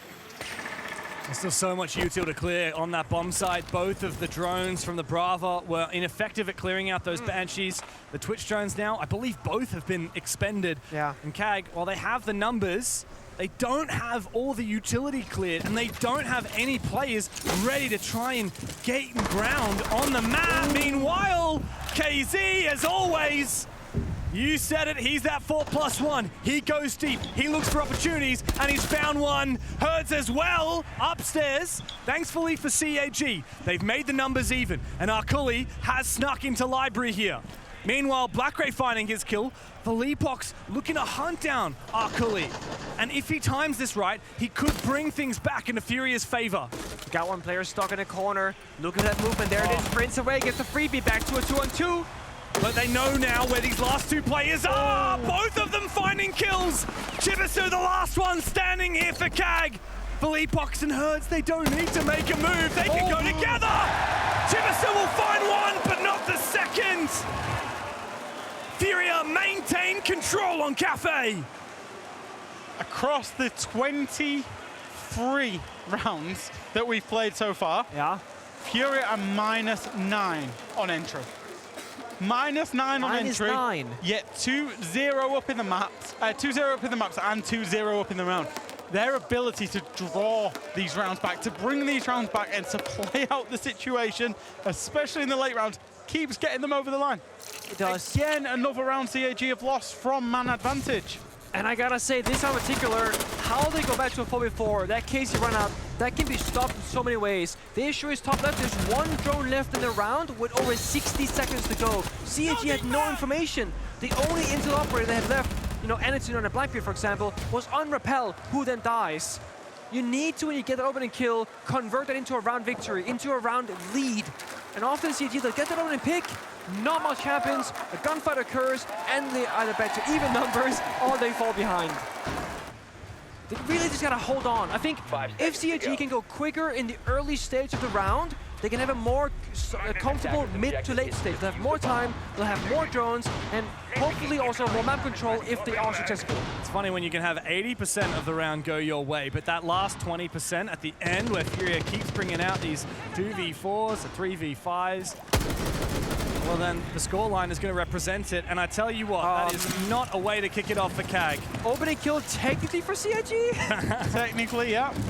I mean, Furia back to -8 on the entries. Well done, Furia. They did really well there. Not what you want, especially because it's a breacher as well. So, because it's a breacher, no hard breach now exists on the side of CAG. Which means, if they wanted, their plan A was a full clear, and they wanted to breach the hatch as in the dining room there, they now can't if it is reinforced. They will not be able to, which means the traditional way of attacking, and it is reinforced, we've just seen on the Valk camera there, the traditional way of attacking of dropping down the hatch and looking for a plant, they can't do. What they now need to do is convert into either a VIP-sided take or a bakery-sided take, and they need to make that call quickly. If they spend another minute figuring that out, it's going to be a big problem for CAG. That's the benefit of shooting down to themselves in the spawn of things. You got C4 right now, they would have a full minute less to figure out what the problem-solving skill is going to be at. They got them, what's it called, the blitzer. They got the blitz operator. They can brute force Bakery. They can brute force VIP. They gotta pick one. If it's me, I'm droning out. I'm finding the Warden. If he's playing VIP side, which he is, you go Bakery. Because there's the one stopping power to the blitz operator. What is the play? VIP. Oh, Chibisu's found one, almost a kill here as well. Arkuli brings the numbers back into CAG's favor, and perhaps there is a way that this can work without hard breach. But it does mean they'll need to take down Herds in his power position on this Warden, and the Blitz is going to be the tip of that spear. He's got to go in forward first and try and knock this Warden out of contention. But he's not going to be able to flash him. He needs his teammates to support it. Glass is popped early, has to go off now to regenerate essentially, and to go for a rotate. They saw the Warden now, they're gonna go elsewhere instead. Baker double door, and anybody home in, gate pop, Vivo cam as well. He's gonna keep aggressing. Deep from Chibisu, it forces nade back, he knows about it, and he composes, looks for a chance to try and find the kill. Damage taken from another angle. Meanwhile, Anderson, where is he pushing? He's come to regroup as well, and he's the player with the diffuser. Still a defender upstairs with the potential for Vertical to deny this plant, but if it's Anderson, it might just be possible. And now Blackray, he's found the opener, but the long-range angle from JV! He comes up, the hero as always! Victory for Chibisu! Oh, CAG, you've done it again! A clutch finally happens for the side of CAG, and the crowd starts booing. It was about damn time. But it might be a little bit too late at this point. I thought they needed it so badly. I thought they'd made the wrong decision. Yeah. I thought they'd made the wrong decision when they had Hertz locked inside a VIP in a 3v3 with a shield. I'm thinking, go and kill him, make it a 3 versus 2, play it out from there. To be fair to CAG, with conviction they went to Bakery. And it needed a clutch, so probably the wrong decision, but the round went in their favor. And they needed something, they need a crumb to hold on to. Because Furia are one of the best teams in the world at snowballing. 1-2, obviously. Still not great, but a lot better than 0-3. A wise man once told me, it's much better to have 5 people following a bad plan than to not have a plan at all. That was a bad plan, but they committed to it. They were all in there, tanking and renegade, full sending. You see, they had the nerves, the composure. I don't even know how they're feeling. This game's raising my heart pressure, never mind that. I think it's so critical as well that it was Chibisu that found that clutch, because he was the one that got the team kill at the start of the round. He was likely kicking himself for losing that hard breach. The fact that it was him to get that clutch, I mean, that's the fire that CAG need under their feet to continue to expedite this. He's forgiven. 5 seconds forgiven. It's okay that he killed me, because you want us to round, buddy. It's good. Attackers are moving to defuse the bomb. Furia are still so scary to play against. You can find one round like that. There's anything going for CAG, I will say. We saw the player reactions there, and JV didn't look too happy. JV never looks happy when he's playing in the server. Then after the server, he's smiling, he's cracking jokes. He's a prankster. Yeah, he is. He absolutely is. Yeah. He was teaching a lot of the non-Portuguese speakers some interesting phrases to say to each other, to say the least, whilst we was over there in group stage. He was trying to get me to say some heinous things last night, and I did not partake. We did have a drink with JV last night, it's worth saying. Yeah. Oh, I think James is on me. We became very good buds. He did toast to all the casters. Yeah, he also toasted to CAG as well. He did. And I went to bed. He was still out, by the way. Him and Herds were actually Doesn't seem to be affected. They were team bonding for synergy. That's what they were doing, and they're showing off in the server so well because, again, they always have each other's back. Yeah, they do. I'm not sure what to do from CNG right now. Yes, you won that round. It was off a clutch.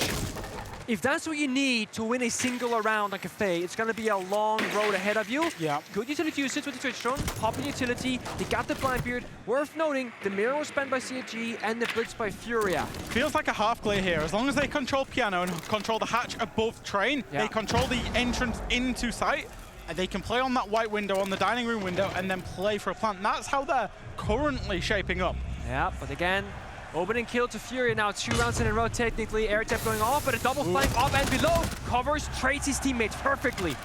Nobody watching, and nobody able to refrag on the JV. Anderson goes deep, but Philippox ready for the aim down sides. Attempted refrag eventually comes through here from Blackray. But he's taken very low on HP, and he's so separated from his teammate, Arkuli.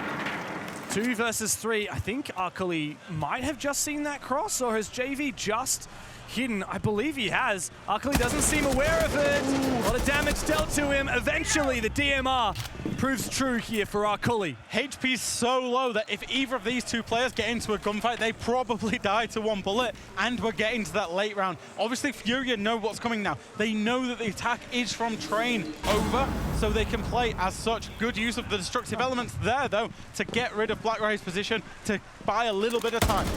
Has to play for a kill here for the attackers. They gotta find at least one flashback going out. It's a good flash, but KZ while blind goes crazy. Arkuli 1v2 now. DMR hits down the door, walks into the Banshee. KZ for 2. Furia, how on earth you can control them?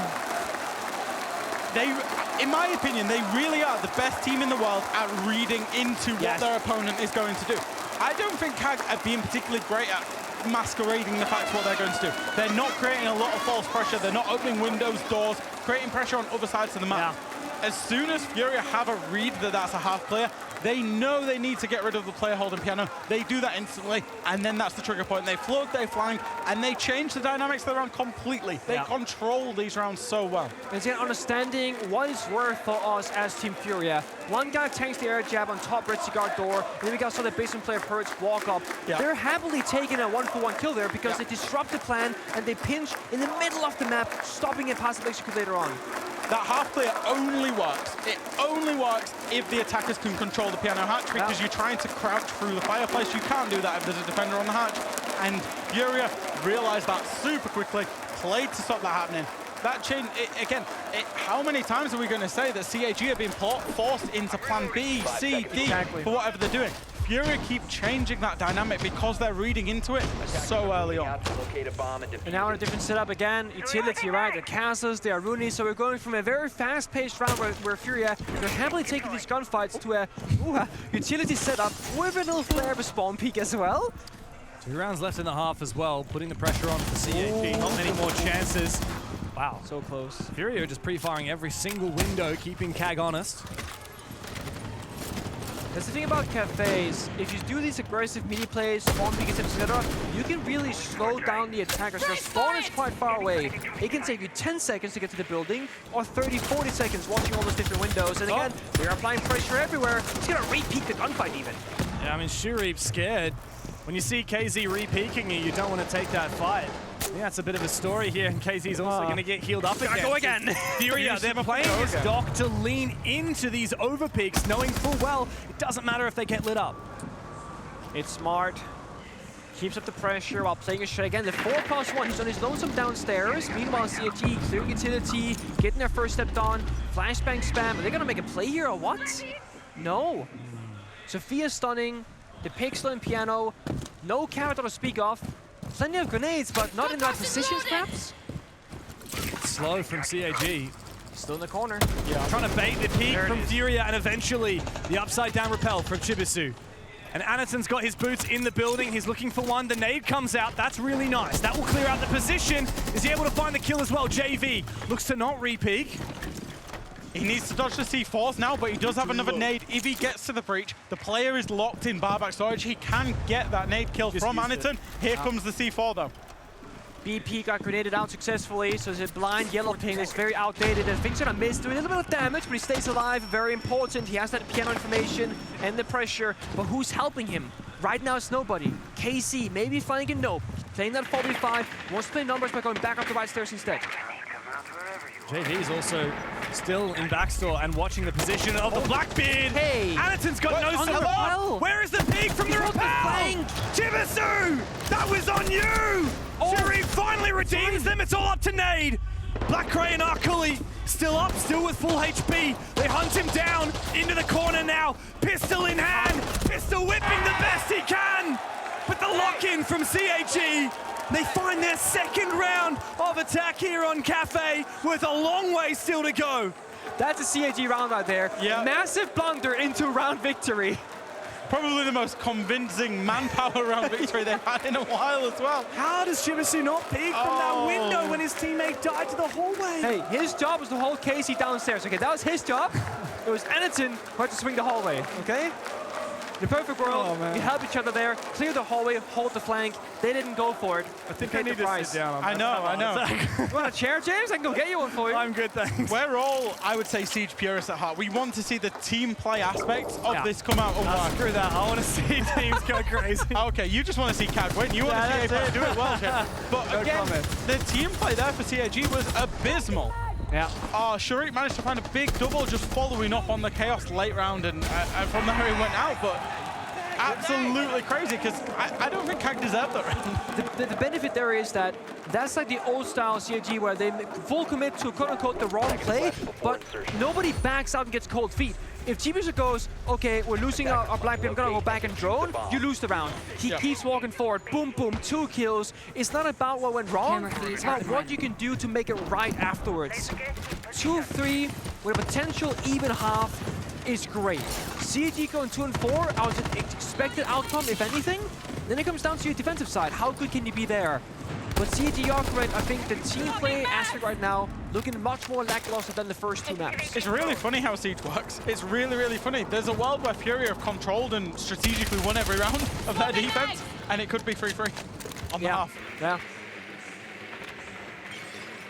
Now, we spoke a bit about the possibility of like the Twitch, the Brava ban, you know, Furia playing a lot of utility, the Maestro. They are really not wanting to play into it. They are just tailoring the setup based off operator bans. Chibiusa right now, with the Dokkaebi, maybe expecting the potential for either, you know, an Echo, a Maestro, a Valkyrie. There is a Valkyrie on the board. There's no IQ to find the cameras. Risky gunfight doesn't really do much damage on either side. Nate stays up. Skylight drop? No. This is so awkward. Eventually a flash does land. Is there able for CAG to get into it? Finally the kill comes through, but at what cost? Blackray and Akali have eaten dirt.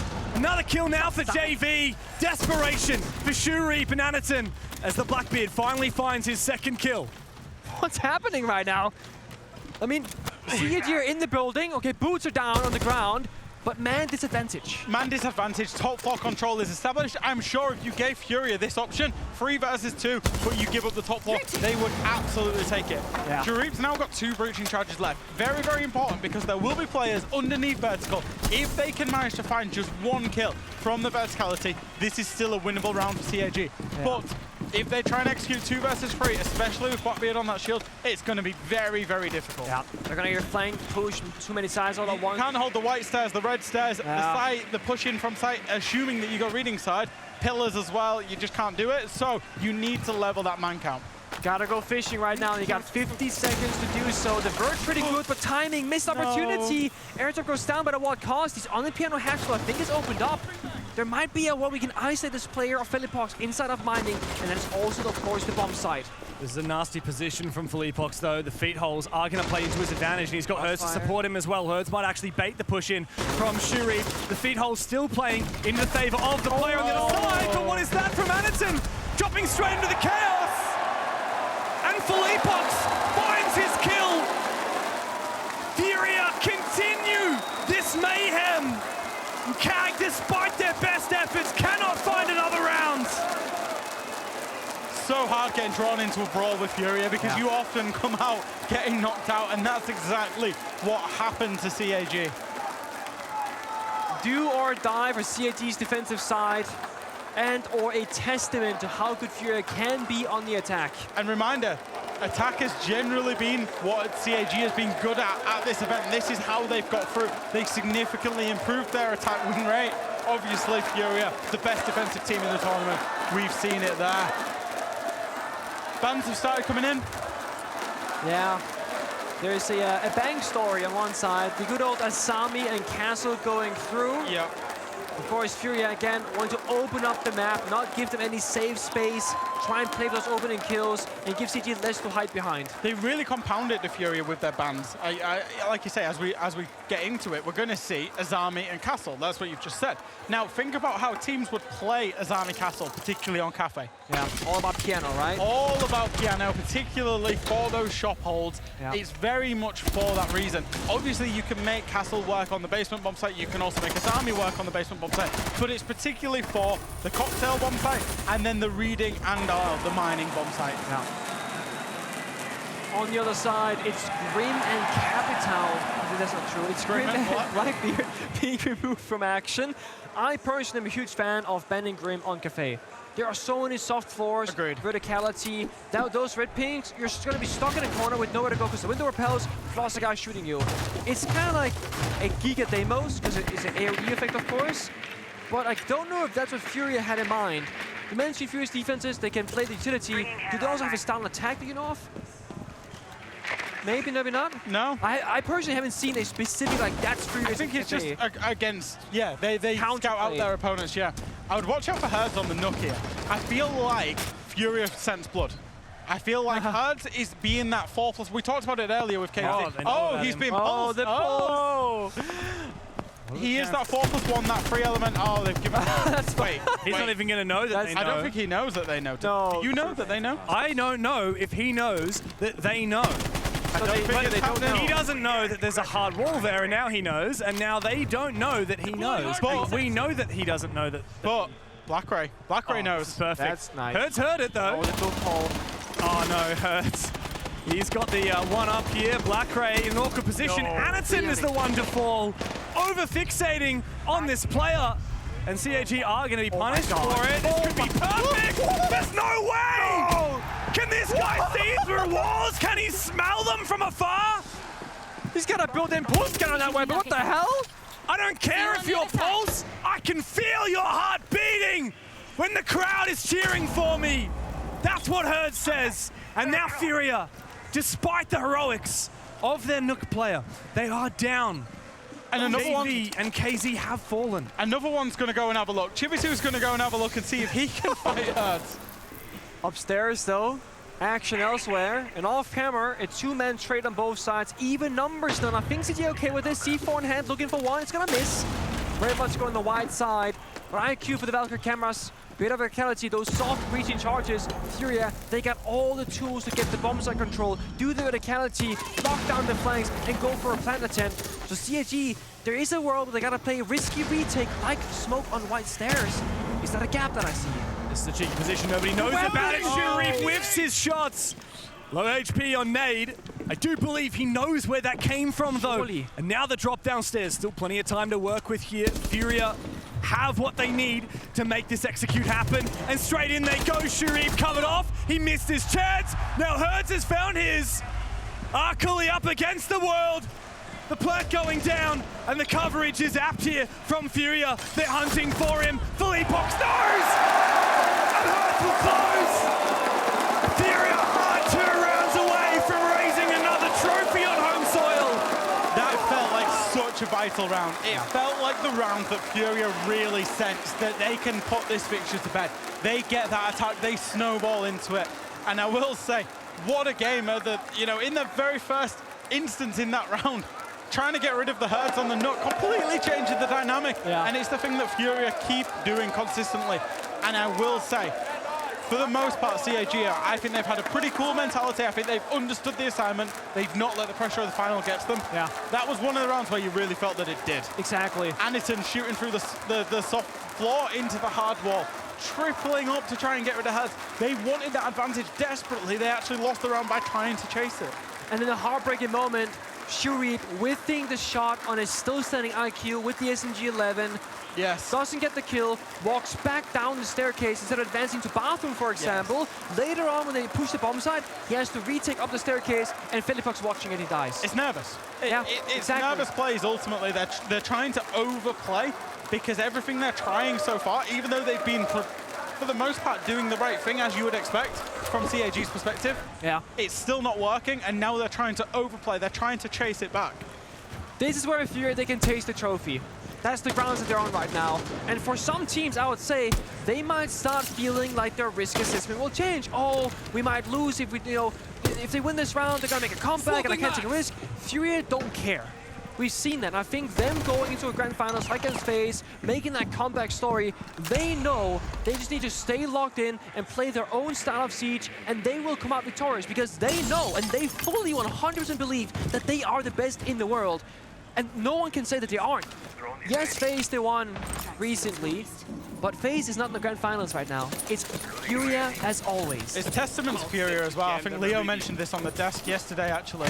Shout out to Leo, but he mentioned it, that they stuck with the same five. Despite that big dip after joining Furia, not making the Montreal Major. Big disappointment for this roster, who we expect them in finals. We expect them to be winning things. They stuck together, strong 6 invitational showing, and now they're here at the next event, Grand Final, 2 rounds away from winning it. It looked like to me they had lost their hunger. Hunger is there, Shurip takes a bite out of Hertz, gets the kill, with 1 HP left. But Furia, this event, they looked like they won it so badly. Feels like the back. It does. It's almost like the back to not having won any of those trophies, and they just want their first one again. So rejuvenated, ready for a fight. Half the round to play out, good a bit of verticality, hard destruction, double down on Bog and the Sledge. They got all the tools for the job, but there's an Echo, there's Goyo, there's a C4 waiting for you on the other side. But Chibisu still not in position to throw it as of yet. Furia have taken good map control, but losing Hertz loses part of their X factor. He's the player on this roster who always goes for those big flanks. Speaking of, that's a big kill. Shurip taken out of the game by Nade, and finally the verticality comes to life for Furia. Furia have cleared all the areas they need now to execute. It's just this C4 on Chibi that's going to be detrimental to them if he manages to find that kill. They've cleared out the double door of Kitchen. They've cleared out the double door of site itself. As soon as they deal with Chibi, it's all go. I would say discipline, maturity for CAG, but in this round they need to lash out. They need to try and go for a kill. I mean, they got a deployable shield in pocket of Anaton. They've not got the right tools for this one, unless the timer gets so low that it can blunder for Furia. C4 here is so good, but the timing? Now, this is your moment! A nuclear C4 from Chibisu! And that could well be the round. It's up to Nade and KZ. Nade finds his opening. KZ looking to regroup. There's information for him. Can he find the kill on Chibi? Big round from the Warden. Silencing the crowd and keeping CAG in this fight. It was all on that C4. Yes. The C4 lands, CAG win. The C4 does not land, Furia win. It was as simple as that. I even want to say, I thought it was too late. If the C4 only gets one of those 2 kills, I don't think that's enough. I think it has to get the double kill. Otherwise it changes nothing. I thought it was too late. I thought so too. I thought they'd be in sight. Furia dropped and they just wiggled the window for the long line of sight, or maybe perhaps looking for the sense scan. I'm not entirely sure why they did it, but it slowed the push down by like 1 second, which made all the difference. We might see it in the replay. A good vert. Oh my god, that's a great kill. C4, sense wall, they drop. Yeah, sense gadget in the hand, I believe. Dies. So Furia actually, Leo did it. I'm praising Leo again. Leo Alfama, he did a great illustration on Furia doing that specific attack previously. And I think what Philippox wanted to do was roll the sense gadget from the window all the way across, because you can plant in an off position using the sense gadget.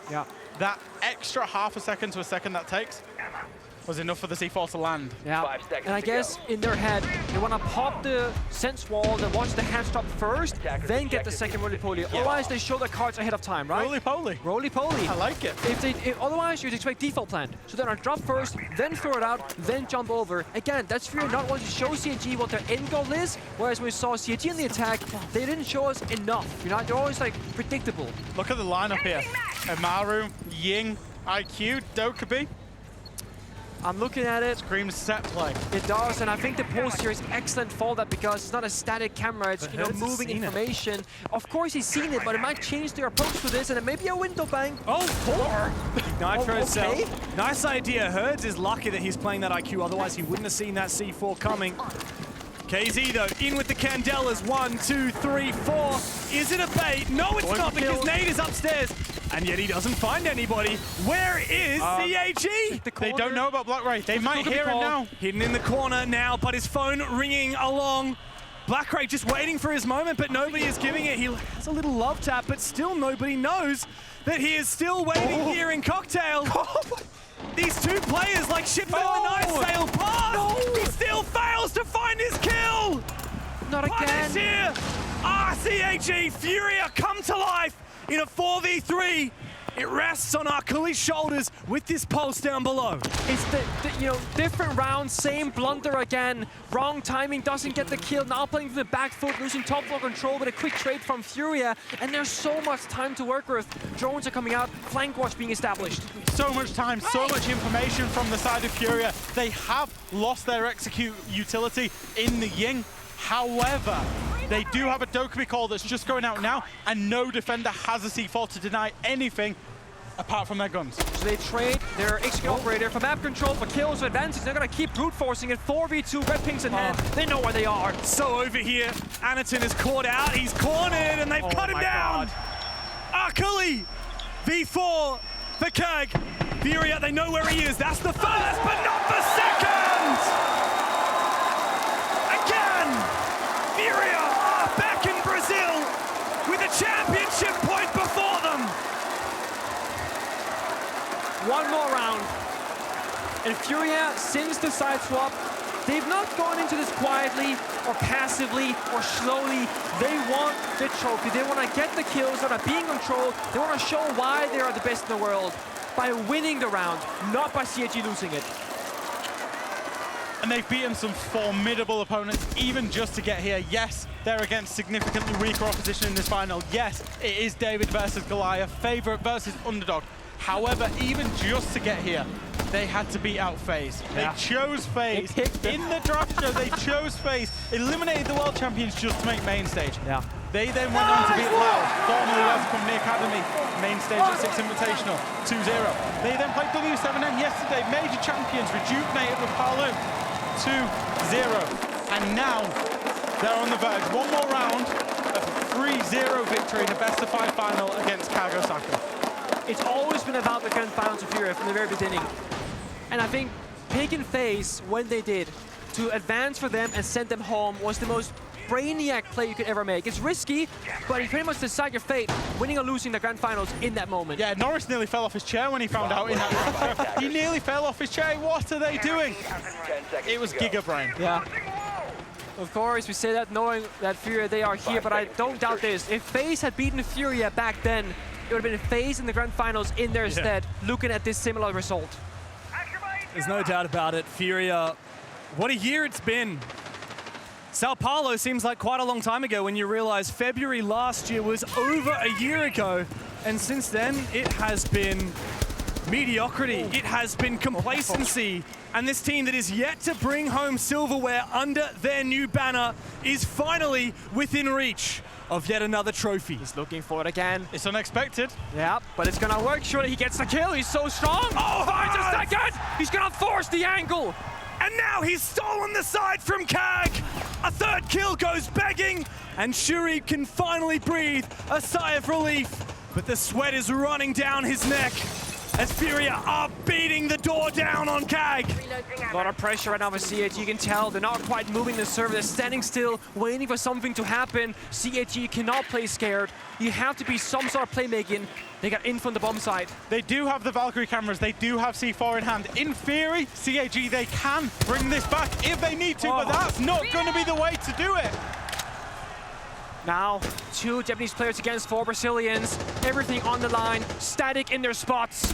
Oh, it's desperation, Chibisu. He's on the verge of death. Nade. The nade comes through. Oh. There's nothing left for CAG. The history books are calling their name once again.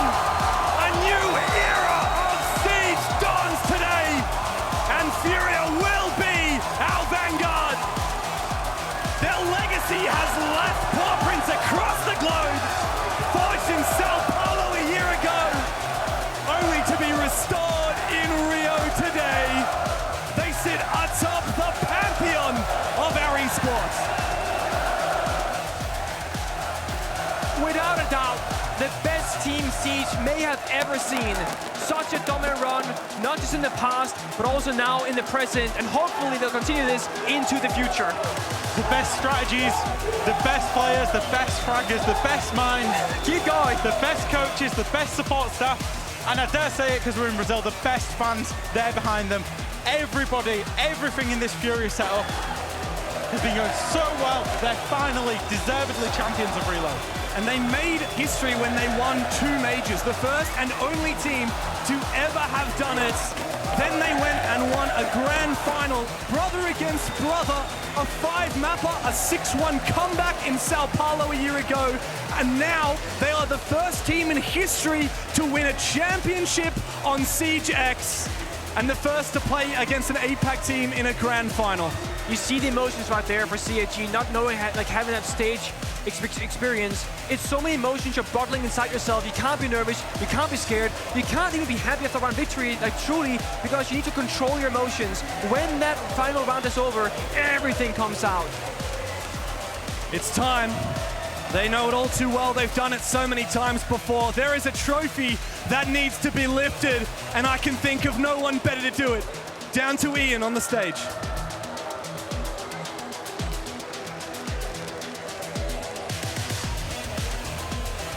How do you feel? The Siege X era has begun. Your R6 Reload champions, it's Furia! E a Fúria, grande campeã do Reload! O campeonato de estreia do Siege X!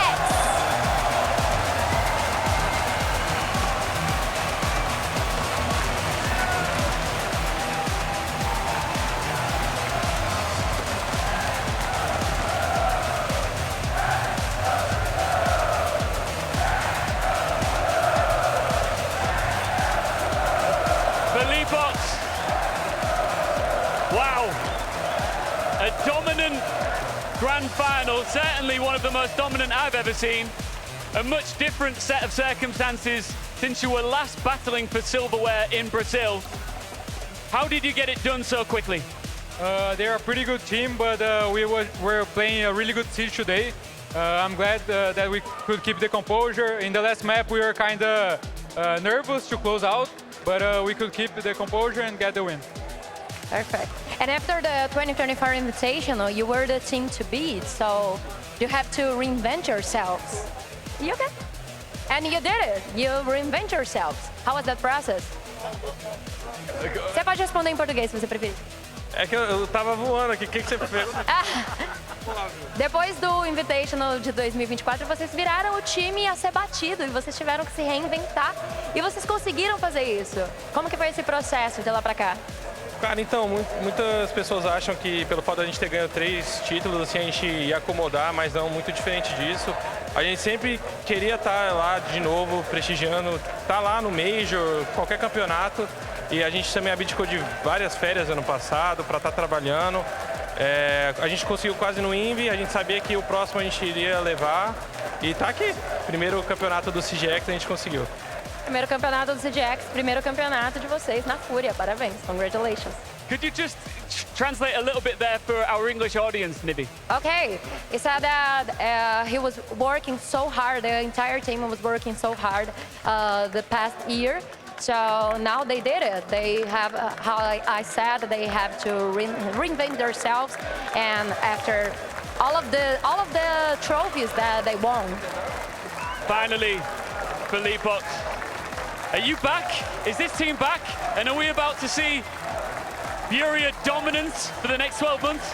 We are back. CGX is our game now. The first trophy is an honor to win the first trophy in CGX history. And we made a promise when we joined Furia that we would bring a trophy for them. And we did it today, so I'm just so happy. All right, guys, one more time.